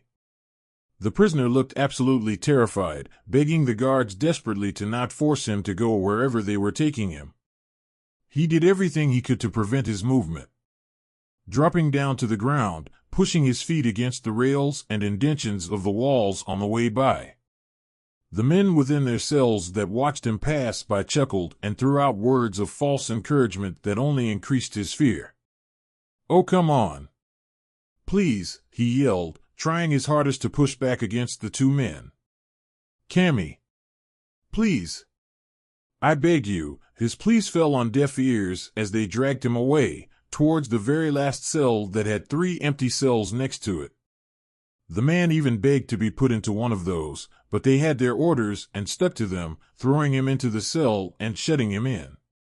The man quickly got to his feet and ran for the cage, trying to throw it open before the guard locked it. "No. Please," he said, grabbing onto the bars as they walked away. Soon, he was left there, left to hear nothing but the chatter of the other prisoners in the distance. He refused to turn around as fear racked his entire body. From behind him, he could hear tapping. Following the advice given to him before he was brought in, he tried not to make a single sound. The shaking of his lip was allowing the smallest of whimpers to escape his mouth. That's what he focused on for the time being. His heart skipped a beat when he heard a whistle that was clearly intended to get his attention. His mind was ripping itself in half trying to weigh his odds. If he didn't turn around, he'd be disrespecting him, but if he did, well, they had only heard stories. Figuring he'd have to face his fears at some point, he turned around timidly. The cell had the basic layout the rest of them did, with a bunk bed off to the right side, a toilet sitting in the back left corner, a sink against the back wall, and a small table and chairs bolted to the floor in the middle. In the seat facing him, his new red-headed cellmate sat, holding a deck of cards that he tapped on the table portentously in rhythms of 3. A very intense look in his eye that was directed solely at the skinny man standing in front of him, stalking him as if he were the most interesting thing to him at that moment. "Hello," he called out lowly. "Looks like we're cellmates now." The man tried his hardest to clench his trembling lip as tight as he could. His hands were held protectively against his chest, and his eyes refused to meet the steely gaze of the redhead. Forcing himself to reply, he whispered out, "Seem like it." His tone was riddled with so much fear, he berated himself for even trying. The redhead smiled at him. "Hey, would you like to be my friend?" The council chamber was once again filled to the brim with people that at this point were becoming very annoyed with the case they were discussing, the case of the sentencing of Naruto Namikaze. His enraged family brought the case up every month since their return with new arguments and questions. Minato continued bringing the case to the floor as it was his decision which trials they discussed each time they got together. With their society being a militaristic dictatorship, they could not speak out against his ruling, excluding special cases such as a shinobi's imprisonment, which was the current issue. Sitting in the middle of the room along a table, directly in front of the main council members, was Kushina, Minma, and Mito along with Jiraiya. All there to plead the case or give a testament. All I'm saying is that it doesn't make sense, Kushina said, pulling out cards that she had written facts about the case on. I mean, Naruto claimed it was the working of 100 Transformation Kazan that posed as him. So, why was he not searched for when you received this information? Danzo Shimura was hitting the meeting with the agreeance of Minato, who understood the case was too personal for him to rule favorably. That information wasn't received until the morning after the attack. By that time, he would have been nearing the outskirts of the Land of Fire. So you just decided not to even entertain the idea that he could have been telling the truth, she asked incredulously. Don't be foolish, of course we did. Namikaze's claim for a possible motive was too ridiculous to be taken, he replied. At this point, Jiraiya stood up. I agree, but I'd argue the kid was too emotionally distressed to give an accurate motive. So you're saying you have one? Asked Tamura from his side. Actually, I do. You see, the death of Itachi Uchiha is linked to this. Kazan posed as his sister to get him to fight Itachi. He was working with Orochimaru at the time. He let that ring in the air for a few moments. Danzo rushed him to elaborate. What is your point, Jiraiya? It's Orochimaru. Jiraiya yelled out as if the case was completely obvious. I mean, come on. Do you not know his motives for what he does? And what would that motive be? Fugaku asked from his spot. He wants him. He wants to make him a monster because he saw his potential, he answered. Danzo seemed completely unconvinced. We are not here to base motives off of speculation. Regardless, if we accepted your ridiculous guess of intention, Naruto Namikaze has solidified his position within prison. He has killed an active Konoha shinobi and 28 men while incarcerated, including 3 guards. We argue self-defense. Kushina replied instantly. Hayate-san was within Naruto's residency unlawfully, to Naruto's knowledge, and as a shinobi, he was within his rights to kill all of them. He even expressed the fact that he killed him by mistake. Before Danzo could argue his point, she continued. Naruto himself was found beaten and chemically tortured by the guards who discovered the scene. That means nothing, Danzo replied. Inoichi-san, would you please explain to us your last psychological evaluation with the prisoner in question?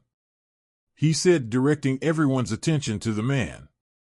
Inoichi shifted in his seat a little, feeling uneasy about incriminating the son of his friends. My evaluation with Naruto Namikaze was quite informative, he said, coughing into his hand. He was, very unhinged, if I were to describe it. His topics bounced around sporadically. His personality shifted completely from when I had last spoken to him. "Do not beat around the bush, Inoichi," Danzo demanded. "Tell them what you told me. They need to hear it." Inoichi cursed the man. He looked down into the eyes of the man's family in sympathy. Naruto Namikaze showed heavy signs of psychopathy. When we talked, he spoke of his intentions of what he wished to do if he were ever released, describing things along the lines of mass murder and inciting wars. Kushina and the others couldn't believe it. It wasn't true. "What do you mean by signs of psychopathy?" Jiraiya asked. "Well, when evaluating someone, we begin with basic questions used to determine their emotional state. From their answers, it is decided if they are in need of the test." Naruto's answers were completely unrelated to the questions being asked. So, I began to ask him more hypothetical questions to see how he reacted to them. His answers were, circuitous to say the least. Inoichi explained. "So, you marked him insane because he was answered your questions indirectly?" Jiraiya asked in a deadpan tone. "Well, it's a bit more complicated than that," he said. "The questions are used to get them ticking. Make them feel as though they're not in control. When they feel as though they are losing it, they will either react violently or use some other motive to return it to their favor." Naruto is quite slick with his words. He led me into a conversation that left himself explaining what he was talking about, as I did not understand. In other words, he shifted the conversation towards a subject only he knew about, making himself the only person with words on the subject, putting himself in control. "That doesn't prove anything," Mito yelled out, finally joining the conversation. "Naruto NII is just smart." "He is indeed," Inoichi continued. "Which is why he knew he could shift the conversation towards his own favor. Aside from the mental battle we had, his physical tendencies were unbalanced as well." "What?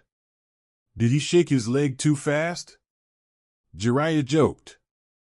Inoichi brushed off the comment and continued on. "No, it was more subtle things. For one, he only blinked once. The family just stared at him incredulously, visually asking if he were serious. Our conversation was 2 hours long." He clarified.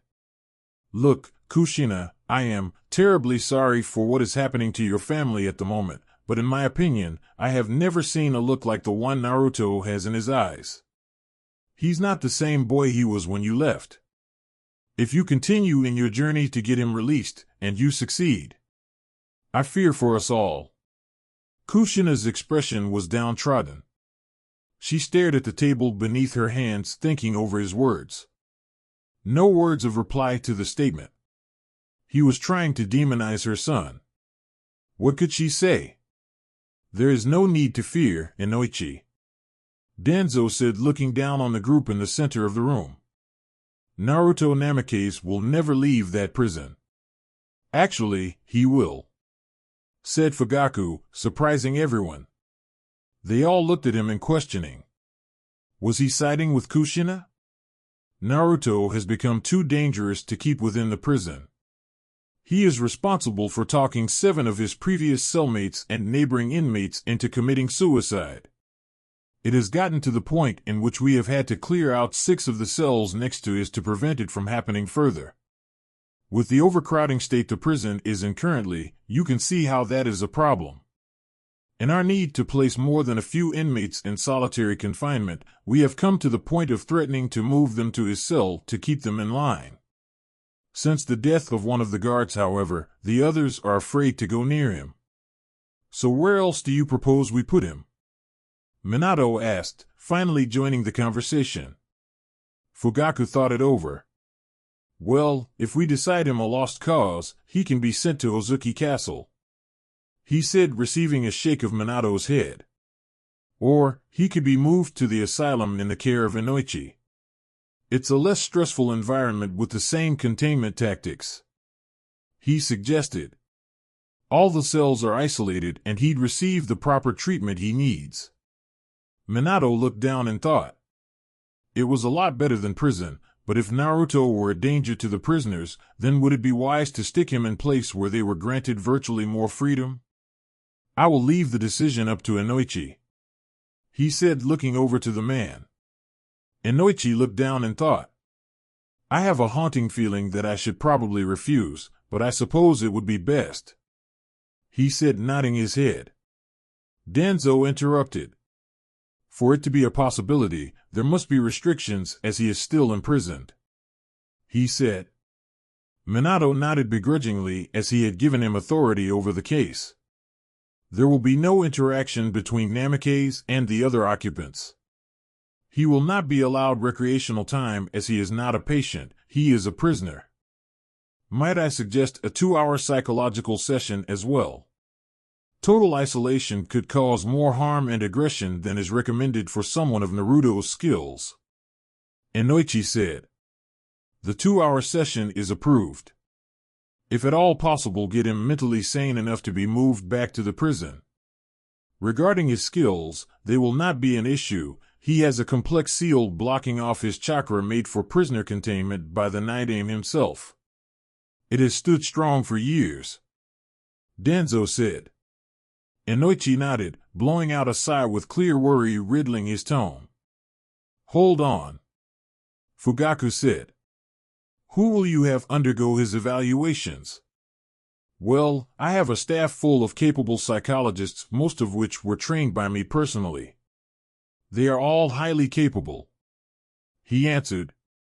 Fugaku gave him a look that did nothing to settle his nerves. I'd advise putting only your best. Preferably yourself, he said, giving no further information. Finally tired of holding their tongues, Kushina spoke up. Hang on, don't we get a say in this? She asked. I am afraid not, Danzo said. Your argument today was pushing for your son's release. That is not, and will not ever happen. Furthermore, Naruto Namikaze will have no visitors other than those granted special clearance, as he is still a prisoner of capital offense. He will have the same lack of laws he would have had within the prison, he said with finality that enraged the redhead beyond belief. That is the final result of this meeting, Hokage-sama. Minato stared at the top edge of his podium with a disappointed look as well. He was of course unsatisfied with the verdict, but was already plotting strong points for the next argument that was most likely going to take place next month. He was the Hokage, so he decided on whatever case he chose to, no matter how many times he chose to do so. If that is all, everyone is dismissed, he said, standing up himself. Kushina was packing the papers and various forms she brought back into the folder, glaring at Danzo, who looked right back at her apathetically. This isn't over, she warned him as her and the others headed towards the exit. Danzo just snorted at her remark. I'm sure. 3 hours later, the Namikaze house was subdued in utter silence. Mito, Minma, Jiraiya, and Kakashi sat around the table listening to the aggressive cooking taking place in the kitchen. Mito and Minma still silently arguing as to not disturb the others, stuck in the thought of their defeat. Jiraiya was thinking of things they could use for the next case, but was drawing complete blanks. Everything he came up with somehow found a way to counter itself or was seen as invalid due to some of the things already discussed. This was extremely important to him, and the others could tell. Although they would like to believe it was all for Naruto, it wasn't. He loved the boy, but this was also a chance to finally get Konoha to actively search for and apprehend his old teammate or even kill. He's known Orochimaru for years, and if he's learned one thing, it's that he is a very patient person. No matter how long he had to wait, he would see his plans come to fruition, and with a mind like his, Jiraiya feared what that could mean.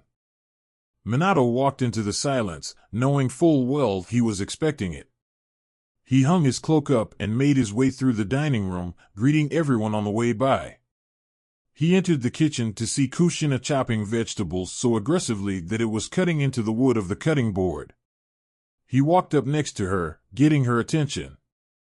We made progress, Chopping even harder, she replied instantly. Heh, progress, she mocked. What fucking progress? We got him sent to a house full of wackos and sick people? How great. That's not what I meant. Minato said, looking down in thought. We've gotten the backing of a few more of the clan heads. What good is that now that you put that one-eyed fucker in charge of everything? She asked him, spitting out the term she used for Danzo with venom. Minato rubbed his face. Look, I had to. Shikaku thought it would be a good idea. He said a few of the clan heads were siding against us because they thought I was playing favorites.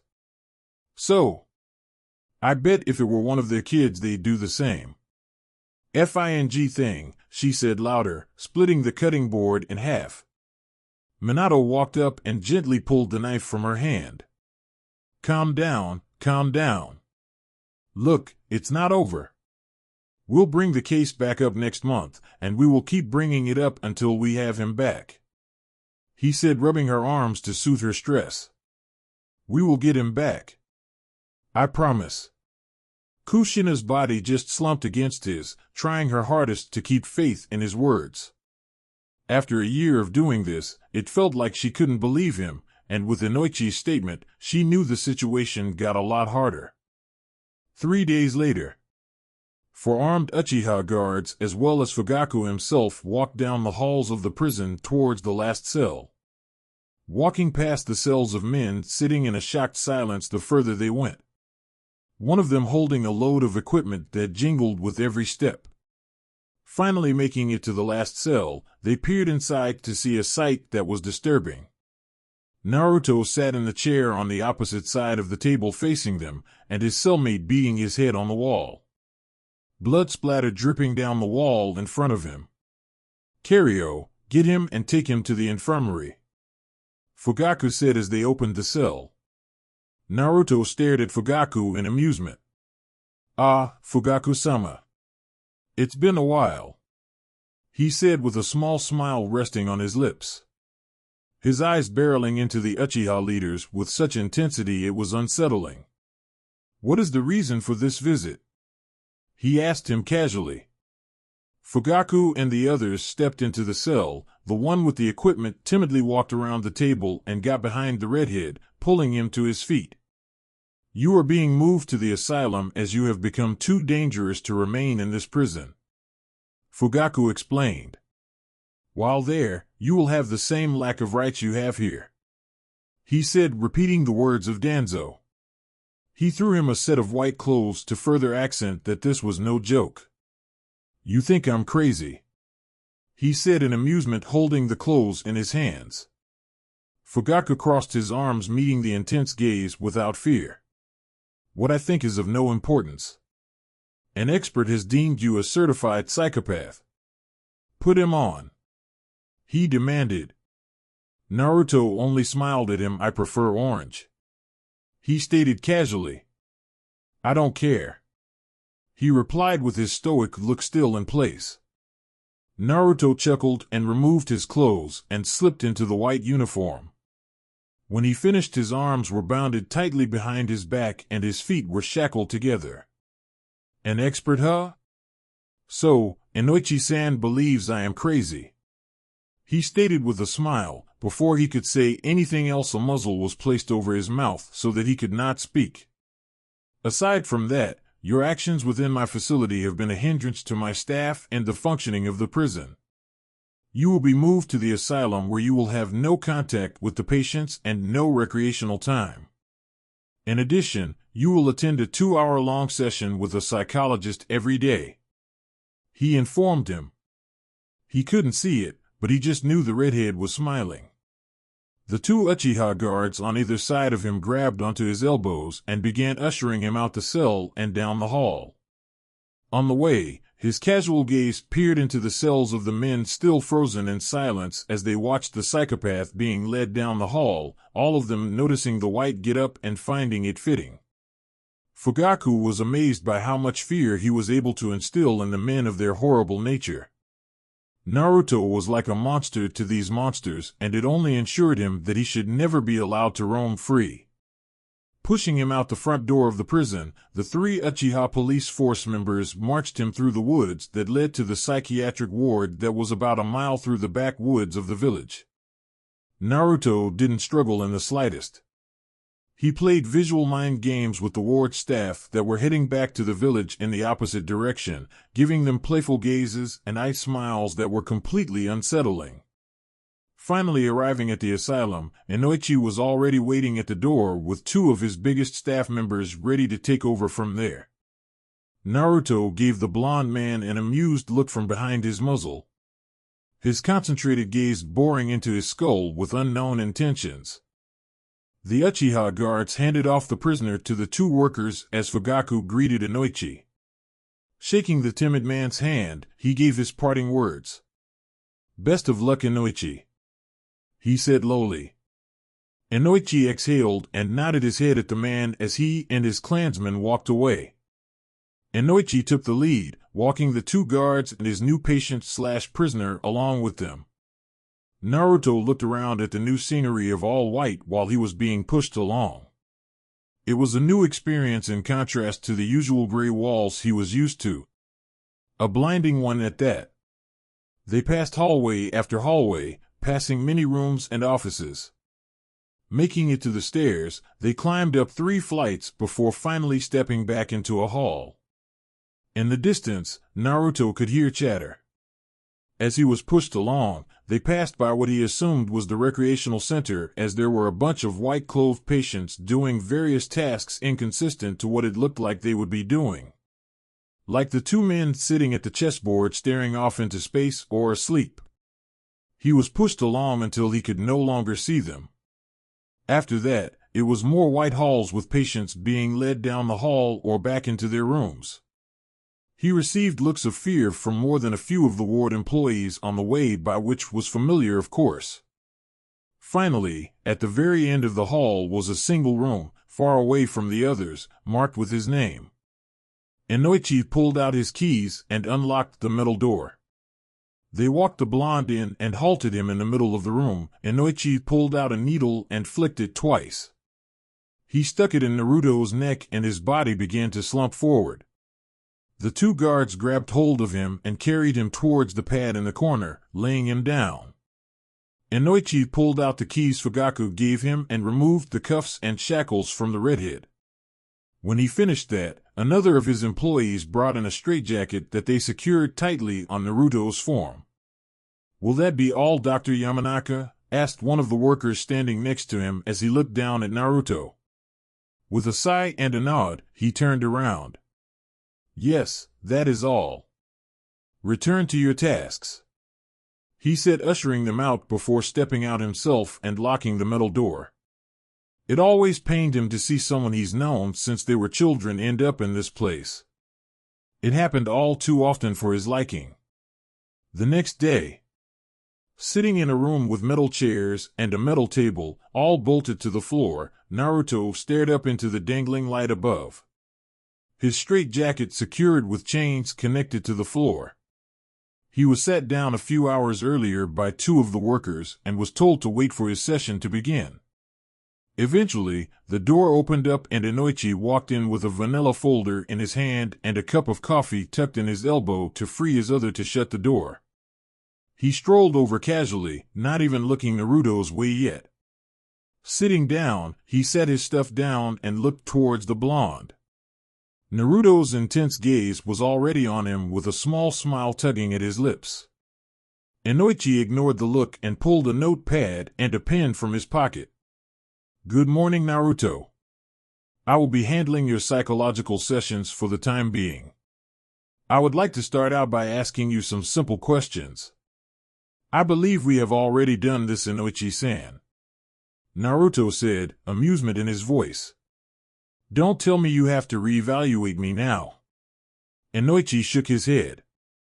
"These are different questions," he said, flipping a few pages. Naruto waited patiently with his smile fading in and out. "Now, do you know what you are doing here?" "Well, an expert," he said with a hint of amusement, "has deemed me clinically insane." Inoichi didn't react to the statement. It's a little more complicated than that, he said. Naruto, I'm not here to treat you like a criminal. Okay, I've been on your side since before your trial. Naruto just nodded mockingly. I want to help you, he said seriously. Naruto looked up and thought. Ugh, if only I could believe you, he said in false exasperation. And why can't you? Naruto shifted in his seat, giving Inoichi a confused look and a smile. Well, you told me not to, he said wittily. Inoichi raised an eyebrow at the statement. He hadn't said anything like that. Seeing his confusion, Naruto rolled his eyes in comical annoyance. Come on, I know it only made it to paperback, but still. Inoichi was still as confused as possible. This was an example of what he meant in the trial when he said Naruto's topics would bounce around sporadically. Now it seemed as if he were on a completely different subject altogether. Well, that's what he thought until Naruto explained further. The biggest sin of a man at war is his undoubted belief in the enemy's words. It is a psychosomatic disadvantage of a human being who has seen enough tragedy to have faith in the things he hears that promise an end. If he is told of a possible end to war, regardless of where the information comes from, he will take it without question. A shinobi's duty is to resist such an urge. Inoichi Yamanaka, The Psychology of War. Naruto said. Inoichi's eyes widened ever so slightly when he realized what he was talking about. You've read my book, he stated in surprise. Surprised because it was never very popular to those who weren't studying psychology. It was far from being a bestseller. I did, Naruto said, nodding his head. A true masterpiece it was. Inoichi raised an eyebrow, not expecting a compliment. Well, thank you. But I don't believe that applies to this situation. We're not at war, aren't we?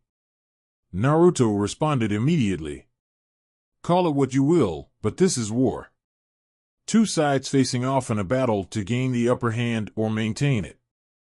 That is the goal here, right? He asked, upholding that same unsettling eye contact.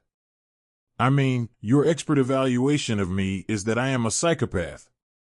Someone who loves being in control. He mocked. Inoichi was starting to feel a bit anxious as he just got that sickening feeling that Naruto was more than a few steps ahead of him. His many years of doing this, however, gave nothing away, and he met the redhead's eye contact with a stoic look that was unshaken. Coughing into his hand, he replied, Yes, but I am not here to compete with you. Oh, but you are. You are here for just that reason. You see, this little, game of ours has the ultimate objective of control. We're in your facility, you control all things within. Patients, workers, the lights, and whatnot. Naruto rhetorically asked him, receiving a nod of confirmation. Yeah, well, as hard as you may try and hide it, I can tell I threaten you. Inoichi chuckled a bit as a way to demean Naruto's statement when in truth he wasn't feeling too confident. No, I do, he accented calmly. Inoichi sat back in his seat with a forced grin on his face. And how is that? He asked him. Naruto blinked and thought. Well, you are no match for me physically, and you know that. All those years of war and you couldn't beat me if you left me in this straitjacket. You know this, so you have to come up with some other method of besting me. You want to assert your dominance by displaying your prowess in something that only a handful of men have been able to best you at, mental prowess. Inoichi's false smirk of confidence unintentionally dropped by the end of Naruto's rant. But now you're starting to truly worry, because I'm besting you at that as well. Is that not what war is about? Gaining the tactical advantage over your enemy in all aspects of the fight? As I am sure you're aware, you are not the first man to depict war in a mental standpoint. He asked again rhetorically. Of course, Inoichi said, nodding. Do you know of Wakata Fuji? Naruto asked. Inoichi wanted to say yes, but he knew the types of corners you could be backed into when lying to someone as intelligent as Naruto, so instead he shook his head. Naruto nodded and continued. Well, he was a general of Kirigakure during the Second Great Shinobi War. He wrote a book titled, It's a Mind Game. What the book was about was basically the mental strain put on the mind of a man at war, much like yours. In his depiction, he explained it as being a process, a slow process, much like working on a patient. He said with a shrug. Inoichi was listening intently, actually interested in what he was saying. When war begins, the first step is asserting your dominance, making the opposing side more timid to attack. That was your intention when coming here today. You may not have known it, but it was. It is what you would call a tactless objective. It was planned out without even truly thinking about it. It's actually a fairly blatant example of the good guy/bad guy complex, really. He said with a chuckle. How is that exactly? Inoichi asked in reply. Wow. Naruto said, smiling as he shook his head. You really don't see it. Well, you woke up this morning, thinking about this moment. In anticipation, your mind simplified the situation. There are two men here, one good, one bad. He said, nodding his way as if he were talking to a child. In your mind, you went over various scenarios and mentally planned out how you wanted it to go. You expected me to be much more aggressive than I am from the stories you've heard, or else you wouldn't have seen it fit to secure me with chains. He said, leaning forward, stretching out the metal links on his back. In doing so, you made a plan to make it clear to me who was in charge here. You're drawing this assumption from thin air. Inoichi said portentously.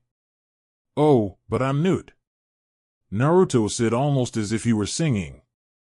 You see, from the very first question, you meant to demean my intelligence, expecting me to have a very rudimentary understanding of why I'm here. He mocked. Which I did. Your response was, it's a little more complicated than that. Clear signifier. He said, casually nodding his own head. Then you layered a sheet of emotional manipulation over top of it to make it seem as if you were on my side. A clever tactic that I am sure has worked on a ton of patients. Naruto praised. But, even still, it's too elementary for a mental war of this level, and you know what they say about war, you never know who's winning until the end. He said with a smile. Do you think you're winning? Inoichi asked. Naruto only chuckled ominously. Oh ho ho, it is far from the end. He replied, leaning back in his seat. Inoichi just stared at him, seeing him in a new light. From their last conversation, he was convinced Naruto was psychologically unhinged, but after this talk, he was getting a different vibe. He wasn't unhinged at all, psychotic yes, but unhinged? Not so much. For some reason, that just made things a lot worse. For years later, rubbing his temples, Minato signed another document, barely reading its content. His old age was starting to wear him down after all these years. Adding the drama of the constant arguments he was involved in, he was more than exhausted. For years was all it took to both amaze him and disappoint him all at the same time. Amazement coming from his two youngest children as they climbed the ranks bit by bit, owning up to their titles and respect within the village. They turned 18 a few months ago, which really made him realize how fast time was going by. It was like he blinked and they were fully grown and moving on with their lives. Years of fighting for their brother's freedom alongside their mother had eaten up the remainder of their youth. Oh yes, Naruto was still locked within the asylum, now with no possible way of getting out. A bitter pill that they all had to swallow. 2 years ago, they were just nearing a breaking point in which the council members were considering releasing the blonde, but with the world working against them, the veteran psychologist Inoichi, entrusted with Naruto's sessions in his absence, committed suicide within his home after a conversation with him. The man's suicide note expressed an extreme urgency that Naruto was the most insane man he had ever worked on, and if he were to ever be released, it would only cause more destruction than it was worth. That was all it took for the members of the council to put their foot down at the wife of the Hokage and explain to her that under no circumstances was he ever going to be released, as he was too dangerous to ever step foot in civilized society. The entire Namake's family was of course unhappy with the news, but the one who took it the hardest was Kushina. Mainly due to the events that happened after the council gave her that ultimatum. She agreed she would not bring the trial up again if she got to see him one last time. They agreed to her request and she went the next morning. When she got there and signed in, giddy and heartbroken about seeing her son for the first time in years, but the last time forever. What broke her here completely was when Inoichi told her he wasn't taking visitors. When she demanded that it was an order from the council to let her see him, Inoichi clarified he knew, as he was there too. Restating his previous statement, he told her Naruto refused to see her. Kushina at that moment knew without a doubt she was a failure as a mother. She linked his reasoning to the neglect they put him through all those years ago. Convincing herself that he was just suppressing his emotions all along and that he truly hated them. She spiraled into a very deep depression that consumed her life for over a year. It was only the previous year that she was finally able to pull herself back up and stand on her own 2 feet, in part due to their growing family. Menma, now an ANBU operative, realized somewhere along the line how precious life was. After losing people close to him, he understood how short it could be, so he and his girlfriend, Sakura Haruno, decided that they wanted to be together forever, for as long as that forever was at least. So, they married at the age of 17. It was the needed bit of joy that was finally able to pull Kushina out of her rut even just a little. Then even further with the news of her pregnancy. Adding to that, the official relationship of Mito Namake's and Sasuke Uchiha brought her joy as well. She couldn't be involved in one of her children's life, but she still had 2 that were moving on and doing wonderful things. Her heart stung every time she thought of Naruto, but she knew he was as good as gone now and she had no one to blame but herself. But, if she dwelled on the past, then she'd miss out on the present, and she'd be blind to the future. Minato was glad to see his wife back to her old self at last. He felt happy to see a sliver of things looking up for them after 4 long years. His heart still ached every day with the thought of his oldest son, though. As a father, he felt that he failed him. Had he been there to guide Naruto from the beginning, maybe his progress would have been a bit slower, but he would have had the chance to be a kid. If that happened, maybe he never would have had that run-in with the Snake Sennin, and maybe they'd still be a perfect family. At this point, he was living off of those so-called what-if fantasies. Dreaming of them as hard as he could, as if that would be enough to fix his wrongdoings. Unlike Kushina, Minato was much better at hiding his pain. Of course, he had continuous piles of work to distract him as well. But the issue with that is that, when you appear strong, no one tries to help you. No one cared to ask him how he felt about losing a son. During Naruto's trials, he was told he could have no say during the actual session as his word carried too much weight. Minato, more than once, had the thought of saying fuck it and just demanding his release, but as a Hokage in times of peace, he knew doing that would result in problems for the village. When most of the clan heads and the entire civilian council were against Naruto's freedom, he knew their response would have been as drastic as his thought of the Uchiha clan packing their things and leaving the village. He knew it would cripple the village immensely. As a father, he didn't care, but as a Kage, he had to. He had the rest of his family to think about as well. Konoha's enemies would jump at the opportunity to destroy them at any moment of weakness, so he had to sit by, watch the trial, and pray for the best. The best never came, of course, so now, he was fulfilling his duties as a Hokage, a husband, a father for his remaining 2, and a future grandfather. Naruto would just be another painful memory he had every time he shut his eyes. His greatest regret in life, and his most heartbreaking failure. In time, he hoped he would be able to see him once more before his time was up, but he doubted it. With his status as Hokage, of course he had special clearance to visit him as he wished, and he had tried before, but Inoichi said Naruto adamantly refused to see him, threatening violence as he was forced. It was a slap to the face, of course, and he couldn't understand why, but he didn't have to. If Naruto was happier living in solitude, then he was not going to force him to do anything. It still hurt like hell, though. Signing off on the last document for the day, he leaned back into his chair with a sigh. Rolling out his neck, he turned his seat around to look out at the night sky, losing himself in thought. Thoughts of finally retiring so that he could finally spend some time with his family. It seemed all of his peers were doing so nowadays.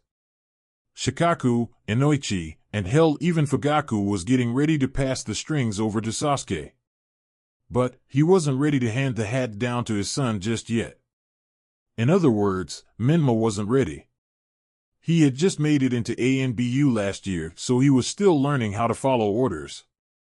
He was a long ways away from giving them, though. Maybe Kakashi. He thought with a chuckle, mentally imagining the silver-haired Jonin's protests. Sighing in content one last time, he got to his feet and left his office for the night, ready to get home to his wife and put his worried mind at ease. The asylum, still drenched in its white interior design, was seeing the most excitement it had all day as Ino Yamanaka, the 18-year-old doctor, a chip off the old block from her father, stood at the front desk requesting another patient. The skinny man behind it adamantly trying to tell her there were no more as they were all booked. "There is no freaking way," she yelled out incredulously. The man shook his head somberly. "I am truly sorry, Dr. Yamanaka, but they were all cleaned out this morning. Ibiki-san made sure they were all dealt with for the coming month," he said. "Yeah, he said he'd save one for me," she said in anger. The man just shrugged his shoulders, looking around. There were no more clipboards left. This was her second week, and it was already off to a bad start. Last week was her first time stepping foot in this place, but it got cut short thanks to an impromptu mission that required her abilities. This had been her goal for years. Her father would never let her come with him to even scout the place, as he said it wasn't her time to be there. He wouldn't even talk about the cases, as that would violate the doctor-patient confidentiality rule. Now that she was here, she was determined to prove herself an adequate psychologist. Inoichi had tried to keep her from the profession by telling her she was just too delicate to deal with those crazy people within. At first she was inclined to agree with him, until he accented his statement by telling her she'd be better off working in the flower shop, picking daisies and whatnot. That was not something you said to Ino Yamanaka. How dare he demean her prowess as a kunoichi like that? She told him she was going to a psychologist whether he helped her or not. So, she took off in her pursuit to prove him wrong for what he said, and after a few weeks, her rage-filled journey to attest his belittling statement slowly turned into her new passion. She wanted to help these people that were in there for varying reasons. That's all she wanted to do, was help them. It's been 2 weeks since she received her official status as a psychiatric doctor, and she had yet to have a true case. She had 2 last week that were laughably easy, so much so that she'd have believed the men were faking the entire time. She wanted something that would test her skill and prove her father wrong at the same time. That's when her eyes landed on one more clipboard, in the far back of the administrative office. Her trained eyes locked onto it. The man turned towards it, unsure of whose it was as well. He walked back over to it and pulled it from the basket it was in. He read its content over, unsure why it was put in the back room like that. Reading the date it was last filled out, he gave a low whoa upon impulse. Ino waited patiently for him to tell her what it was until she ran out. "What is it?" "It's an older case, man, look at this rap sheet," he said, looking at the list of highly respected doctors that had worked on it. "Hey, I think your father worked on this one," he said, walking back over to her. "Guess he had no luck either."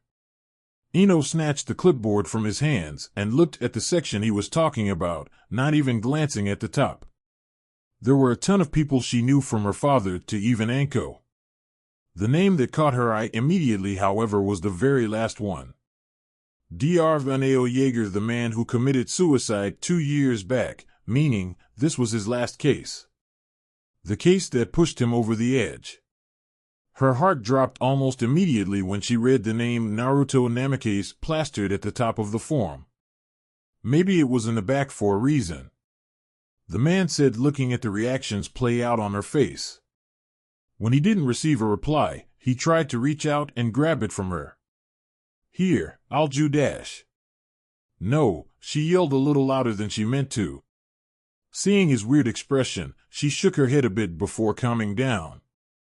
I mean, no, I'll take the case," she said as she placed it down on the counter and scribbled her signature beneath Dr. Jaeger's. That is the end of the video. I hope you have enjoyed. Bye.